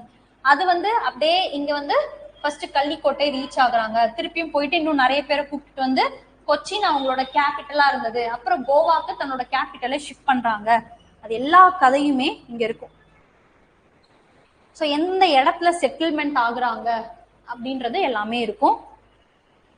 ஐரோப்பியர்கள் வருகை எப்ப வந்தாங்க, யார் வந்தாங்க? துருக்கியர்களால் கான்ஸ்டன்டினோபோல் அப்படின்ற ஒரு இடம் வந்து அடைக்கப்பட்டுச்சு. அடைச்சதுனால இது நடந்தது. ஹென்றி, அவரை மாலுமி ஹென்றின்னு கூட சொல்லுவாங்க. அந்த ஹென்றி தான் இதுக்கு காரணமா இருந்தாரு. 1487 மாலுமியான பார்த்தலோமியா டயஸ் வராரு. அவர் வந்து எங்க ரீச் ஆகுறாரு? தென் ஆப்பிரிக்காவின் தெற்கு முனையை அடைஞ்சிருப்பாங்க. அதுதான் கேப் ஆஃப் குட் ஹோப்னு சொல்லுவாங்க. அவரை வரவேற்ற அரசர் யாரு? அடுத்து வாஸ்கோடகாமா எந்த ஆண்டு வராரு, எங்க வந்து ரீச் ஆகுறாரு, ஓகேங்களா? இருக்குங்களா? நான் ஒரு டைம் டாபிக் சொல்லுவேன், அதை நீங்க ஃபுல்லா டீட்டெயிலா லைன் பை லைனா நம்ம படிச்சுட்டு இருக்க முடியாது இல்லையா? ஸோ பேசிக் என்னன்னு சொல்லிடுவேன், அதை நீங்க படிச்சிட்டீங்கன்னா உங்களுக்கு முடிஞ்சிடும். இல்லைன்னா நீங்க முன்னாடியே கூட படிச்சுட்டு வாங்க, அதுக்கப்புறம் கூட நம்ம ஒரு டைம் நான் சொல்லிட்டேன்னா உங்களுக்கு ரெண்டுமே கிளியர் ஆயிடும். இப்போ இந்த லெசன் இப்போ டக்கு மேலோட்டமா தான் சொல்லியிருக்கேன், ஆனா இதை வச்சு நீங்க படிச்சா புரிஞ்சிருமா? அவ்வளவுதான் கொஸ்டின்ஸ். இதை தாண்டி வேற எங்க இருந்தும் அவங்க கேட்க மாட்டாங்க, ஓகேங்களா? புக்ஸ் அப்படின்னா இந்த மாதிரி புக்ஸை டவுன்லோட் பண்ணி சிஸ்டம்ல டவுன்லோட் பண்ணிக்கோங்க. இல்ல சிஸ்டம்ல எனக்கு படிக்க கஷ்டம்னா நிறைய புக்ஸ் எல்லாம் சேல் பண்றாங்க இல்லையா, நம்ம மார்க்கெட்ல எல்லாம் இருக்கு, நீங்க காசு போட்டு வாங்கி இது பண்ணிக்கலாம். என்ன கொஞ்சம் இப்ப இந்த வருஷம் தான் ரொம்ப காசு ஏத்திட்டாங்க, டிஎன்பிஎஸ்சி வந்து வாங்கி படிக்கிறாங்க. ஏன்னா ஸ்கூல்ல ஃப்ரீ, அப்புறம் யாருக்காக அந்த புக்கை காசு ஏத்துறாங்க? நம்ம தான் வாங்குறோம், வேற வழி இல்ல. காசு வாங்கணும் வாங்கிக்கோங்க. சிஸ்டம்ல எனக்கு போதும் படிச்சுக்கன்னா சிஸ்டம்ல படிச்சுக்கோங்க. பட் இதை படிச்சிட்டீங்கன்னா இதை தாண்டி வேற எந்த கொஸ்டினும் கேட்கறது இல்லை. குரூப் 1க்கே புக்ல இருந்து மட்டும் தான் கேட்டிருக்காங்க.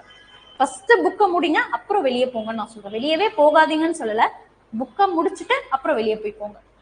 ஆனா பேசிக்ஸ் இதை படிச்சாலே போதும் இல்லையா, ஓகேங்களா? இந்த மாதிரி தான் அடுத்தடுத்த லெசன் எல்லாமே இருக்கும். நம்ம அடுத்தடுத்த கிளாஸ்ல இதெல்லாம் பெருசா பார்ப்போம். இதுல புக் பேக் கொஸ்டினும் இருக்கு, அதை போட்டுங்க. புக் பேக் கொஸ்டின் அப்படியே காப்பி பேஸ்ட் பண்ணியும் நம்மளுக்கு கொடுக்குறாங்க. Group 2 group 1 book back question அப்படியே காப்பி பேஸ்ட் பண்ணி கொடுத்துருக்காங்க. அப்ப எல்லாமே நம்மளோட சோர்ஸ் கையிலே இருக்கு. அப்புறம் ஏன் நம்ம போகணும்? வர்த்தகத்திலிருந்து பேரரசு வரை அப்படின்னு பார்க்கும்போது ட்ரேடிங்காக உள்ள வந்தவங்க பிரிட்டிஷ ஒரு பேரரசா மாத்திட்டாங்களா, அதுதான் இந்த ஹெட்டிங்க்கு பேர். சோ அப்படி இல்லையா, ஹெட்டிங் ரொம்ப இம்பார்ட்டன்டா எனக்கு தெரியல, அப்ப உள்ள வந்து பாருங்க. பிளாசே போர் நான் சொன்னா 1757 சொன்னேன். யார் யாருக்கும் நடந்தது? சிராஜுத்தௌலாக்கு நடந்தது, ஓகேங்களா? அதுக்கப்புறம் என்னென்ன நடந்துச்சு எல்லா இடமே வந்துடும். அடுத்தது பக்சார் போர் 1764 சொன்னா எனக்கு ஞாபகம் இல்லை.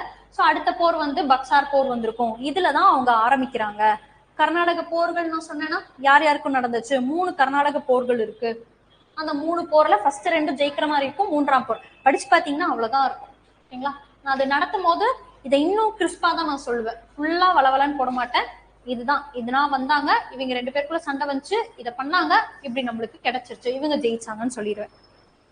அப்ப இதை தாண்டி வேற எங்கேயாச்சும் போகணுமா, படிக்கணுமா சொல்லுங்க? தேவையே இல்லை.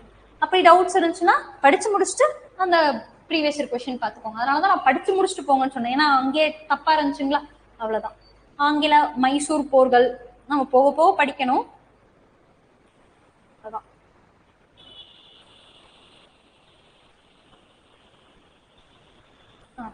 அதுக்கப்புறமேட்டுக்கு அதை ரொம்ப மனப்பாடம் பண்ணணும்னா தேவையில்லை. என்னன்னா என்னன்னு பாத்துக்கோங்க. வார் எல்லாம் இருக்கு இல்லையா, என்னன்னா என்னன்னு பாத்துக்கோங்க. இப்போ நம்மளுக்கு எங்க இருந்து கொஸ்டின் ஏரியா ஆரம்பிக்குதுன்னா இங்க இருந்து கொஸ்டின் ஏரியா ஆரம்பிக்குது. இந்தியாவில் ஆங்கிலேயரின் நிர்வாக அமைப்பு எப்படி இருந்துச்சு? சிவில் சர்வீஸ் எக்ஸாம்னு பண்றோம் இல்லையா, அது யார் கொண்டு வந்தா, யார் இன்ட்ரோடியூஸ் பண்றா, இதுல இருக்கும், ஓகேங்களா? குடிமை பணிகளை இன்ட்ரோடியூஸ் பண்றது யாரு, எதுக்காக இன்ட்ரோடியூஸ் பண்றாங்கன்னு வளவளா இருக்கும், அதை விட்டுருங்க. அதுக்கப்புறம் அப்படியே வந்தீங்க அப்படின்னா இதெல்லாம் பாலிட்டிக் யூஸ் ஆகும். ஒரு சில இந்த கொஸ்டின் அப்படியே ப்ரீவியஸ் இயர் கொஸ்டின்ஸ்ல கேட்டிருக்காங்க. புக் பேக் சாரி இந்த பாக்ஸ் ஸ்டேட் அப்படியே கேட்டிருக்காங்க, ஓகேங்களா? இதுவும் சிவில் சர்வீஸ் எக்ஸாம். அடுத்து காவல்துறை, நீதித்துறை அமைப்பு, ஜுடிஷியரின்னு சொல்லிட்டு பாலிட்டியில ஒரு கொஸ்டின் ஒரு டாபிக்கே இருக்கா. ஹைகோர்ட், சுப்ரீம் கோர்ட், நீங்க பாலிட்டி அரசியல் அமைப்புல படிப்பீங்க. அதோட பேக்ரவுண்ட் எங்க படிக்குவோம்? இங்கதான் படிப்போம். ஃபர்ஸ்ட் சுப்ரீம் கோர்ட் எப்ப அமைச்சாங்க? 1774 கல்கட்டால அமைச்சாங்க. இந்த கொஸ்டின்ஸ் எல்லாம் கேட்டிருக்காங்க. ஓகேங்களா? முதல் நீதிபதி யாரா வந்தாங்க, ஓகேங்களா, அந்த மாதிரி கேட்டிருக்காங்க. தமிழ்நாட்டோட நீதிபதி யாரு, மட்ராஸ் உயர் நீதிமன்றத்தோட நீதிபதி யாரு, எல்லாமே இருக்கு. துணைப்படை திட்டம், இது எல்லாமே தான் கொஸ்டின் ஏரியா. அப்ப இதெல்லாம் லைன் பை லைனா நீங்க படிச்சு பார்க்கணும். ஓகேங்களா? நான் நடத்திடுவேன், நடத்தினதுக்கு அப்புறம் படிச்சீங்கன்னா இன்னும் ஈஸியா இருக்கும். பட் என்னன்னா புக்கை வந்து ஓபன் பண்ணி படிச்சு பார்த்துக்கோங்க. இதெல்லாம் இயர் வைஸா கேட்டிருக்காங்களா, மனப்பாடம் பண்ணுங்க. இல்லைன்னா ஏதாச்சும் ஷார்ட்கட் வச்சு நம்ம பண்ணிக்கலாம். தஞ்சாவூர், அயோத்தி, பேஷ்வா அப்படின்னு சொல்லிட்டு இருக்கா, மனப்பாடம் பண்ணுங்க. ஏன்னா இதை கால வரிசைப்படுத்துக அப்படின்னு கொஸ்டின் கேட்டுருவாங்க. ஏன்னா இயர்லாம் எங்கேயாச்சும் இருந்தா இனிமேல் விட்டுறாதீங்க. ஃபர்ஸ்ட்லாம் இயர்னா கண்டுக்க மாட்டாங்க, இப்பெல்லாம் இயர்னா அதை தான் தூக்கி கொடுத்துறாங்க. எல்லாருமே எப்படியும் யாரும் பாஸ் ஆக கூடாது, பாஸ் ஆக கூடாதுன்னு இல்ல, டஃப் பண்ணணும். இவங்க இப்படி கொஸ்டின் கேட்டா நம்ம அதை படிச்சிட்டோம், இப்படி சுத்தி கேட்டா அதையும் படிச்சிட்டோம். சரி நான் எல்லா இடத்துலயுமே கவர் பண்றேன், அதையும் நம்ம படிப்போம். அதனாலதான் டஃப் பண்றாங்க, ரொம்ப ரொம்ப டஃப் பண்றாங்க. அவ்வளவுதான். அப்ப இது ஃபுல்லா படிச்சுட்டு ஒரு கொஸ்டின்ஸ் போட்டு பாருங்க. ஓகேங்களா? இந்த கொஸ்டின் போட்டு பார்த்தாலே உங்களுக்கு போதும். ஸோ பிளாஸே போர் நடைபெற்ற ஆண்டு எதுங்க? 1757. இந்த கொஸ்டின்லாம் கொஞ்சம் டிஸ்கிரிப்டிவா கேட்டுருவாங்க. இப்படி இருக்கா, அதை எடுத்து டிஸ்கிரிப்டிவா கேட்டுருவாங்க. அவ்வளவுதான். இது எல்லாமும் இதை வந்து நம்ம படிக்க தேவையில்லைன்னு நான் நினைச்சிட்டு இருப்போம். ஆனா அவங்களுக்கு புக் பேக் இருக்கா, கொஸ்டின் கேட்டுருவாங்களா. குரூப் 1க்கு அப்படியே இதெல்லாம் கேட்டுருவாங்க. அதனாலதான் லைட்டா வார்லாம் இயர் என்ன, யார் யாருக்கு நடந்தது, எதனால நடந்தது, அதை டச் பண்ணிட்டு மட்டும் போங்க அப்படின்னு சொல்றோம். ஏன்னா இந்த இயர் வந்து மேட்ச் பண்ணுங்கன்னு சொல்லிட்டு அப்படியே தூக்கி கொடுத்துருவாங்க. இல்லைன்னா கரெக்ட் பேர் இன்கரெக்ட் பேர்ன்னு சொல்லி கொடுத்துருவாங்க. ஸோ அதனால கொஞ்சம் படிச்சு வச்சுக்கோங்க. புக் பேக் இருக்குன்னா அதை படிச்சிருங்க. ஓகேங்களா? அவ்வளவுதான். இதே மாதிரிதான் அடுத்ததும் இம்பார்ட்டன்ட் தான். அடுத்ததுதான் நான் சொன்னேன் இல்லையா, ஜமீன்தாரி முறை, ரயத்வாரி முறை, மஹல்வாரி முறை இருக்குங்களா. அவ்வளவுதான். இதை தாண்டி நம்ம வேற ஏதாவது படிக்கணுமா அப்படின்னு யோசிச்சுக்கோங்க. ஓகேங்களா? ஈஸியா இருக்குங்களா?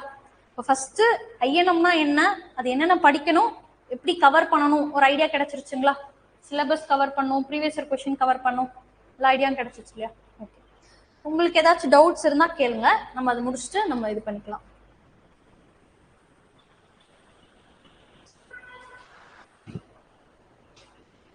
ஓகே, நெக்ஸ்ட் கிளாஸ் வந்து அட்வென்ட் ஆஃப் யூரோப்பியன் இருக்கு இல்லையா, அதுதான் நம்ம பார்க்க போறோம். 8th ஃபர்ஸ்ட் லெசனும் செகண்ட் லெசனும் மேலோட்டமா வாட் இஸ் வாட்னு படிச்சுக்கோங்க.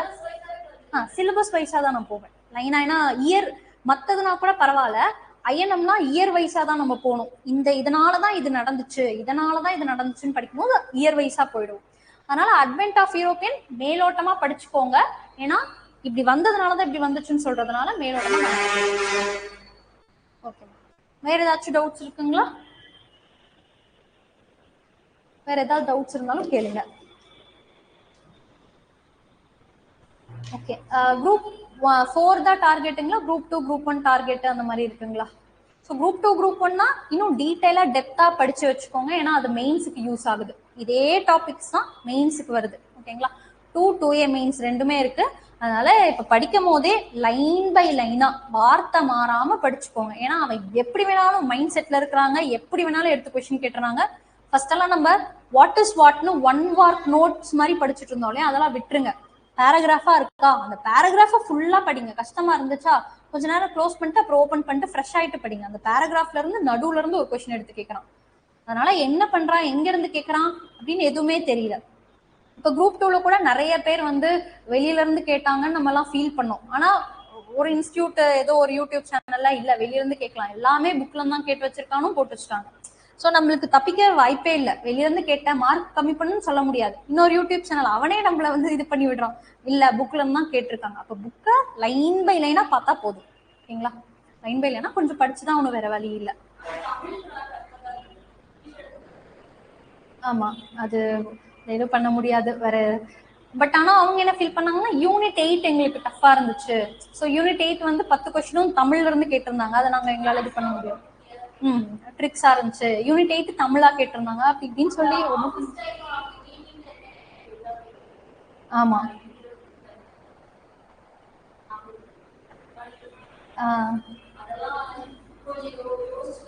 ஆமா, அது வேற வழியில. அது அப்பதான் ரீசனிங் டாபிக்ஸ்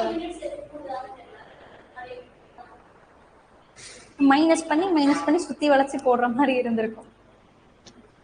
ஓகேங்க, ஐயனும் கொஞ்சம் ஒரு கிளாரிட்டி கிடைச்சிருக்குங்களா? வேற ஏதாச்சும் டவுட்ஸுங்க?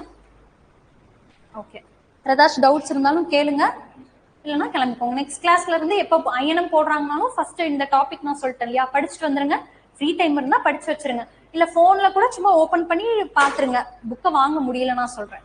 இல்ல உங்களுக்கு புக்ஸ் இன்ஸ்டியூட் புக் கொடுத்ததுல இருக்கு அப்படின்னா அதையும் படிச்சுக்கோங்க. ஏன்னா அது புக்ல இருந்து தானே காப்பி பேஸ்ட் பண்றாங்க. ஸோ அதையும் தாராளமா படிச்சுக்கோங்க. நம்ம ஆனா கொஞ்சம் செலவு பண்ணி படிச்சாதான், இப்பெல்லாம் வேற வழி இல்லை. இன்ஸ்டியூட் போய் படிச்சாதான் உண்டு, செலவு பண்ணி படிச்சாதான் உண்டுன்ற மாதிரி ஆயிடுச்சு. ஃபர்ஸ்ட்லாம் நான் வீட்ல இருந்தே படிச்சேன் பாஸ், அது இப்ப இல்ல. அதனால கொஞ்சம் செலவு பண்ணிக்கலாமே. இப்ப இன்வெஸ்ட் பண்ணா ப்ரீவியஸ் போக போக நல்லா ஜாலியா செட்டில் ஆயிடலாம் இல்லையா. அதனாலதான். ஓகேங்களா? ஓகேம்மா, கிளம்பிக்கோங்க, கிளம்பிக்கோங்க. ஓகேம்மா, தேங்க்யூ. தேங்க்யூ. கிளாஸ் ஓகேங்களா? இதே மாதிரி ஓகே தானேங்க? புரிஞ்சது இல்லையா நீட்டா? ஓகேப்பா. ஆன்லைன் ஸ்டூடெண்ட்ஸ் உங்களுக்கும் நீட்டா புரிஞ்சதா? ஏதாச்சும் டவுட்ஸ் இருக்குங்களா? ஹேண்ட் ரைஸ் பண்ணீங்கன்னா இப்ப வேணா ஹேண்ட் ரைஸ் பண்ணுங்க, நான் ஆன்சர் பண்றேன். தேங்க்யூ. நான் ஹேண்ட் ரைஸ் பண்றேன், பண்ணுங்க, நான் ஆன்சர் பண்றேன். இல்ல சாட் பாக்ஸ்ல கூட போடுங்க, நான் ரிப்ளை பண்றேன். ஓகேம்மா, தேங்க்யூ சொல்லிட்டீங்க. ஓகே, நிறைய பேர் இருக்கீங்களே, யாருமே ரிப்ளை பண்ண மாட்டேங்கிறீங்களே. ஓகே, புரிஞ்சதுன்னு நான் நம்புறேன். இல்ல அப்படின்னாலும் லேட்டா வந்தாலும் நீங்க பாத்துக்கோங்க நடுவில் எப்படி இருந்துச்சுட்டு. புரியல, கிளாஸ் கொஞ்சம் டஃபா இருந்த மாதிரி இருந்துச்சுன்னா நெக்ஸ்ட் தானே டாபிக் ஸ்டார்ட் பண்றோம். டாபிக்ஸ்ல இருந்து நம்ம லைன் பை லைனா எப்படின்றது நம்ம பாத்துக்கலாம். ஓகேங்களா? ஓகேம்மா, படிச்சுட்டு வாங்க. ஆல் தி பெஸ்ட், நல்லா படிங்க. கிளாஸ் எண்ட் பண்ணிக்கலாம். ஓகே.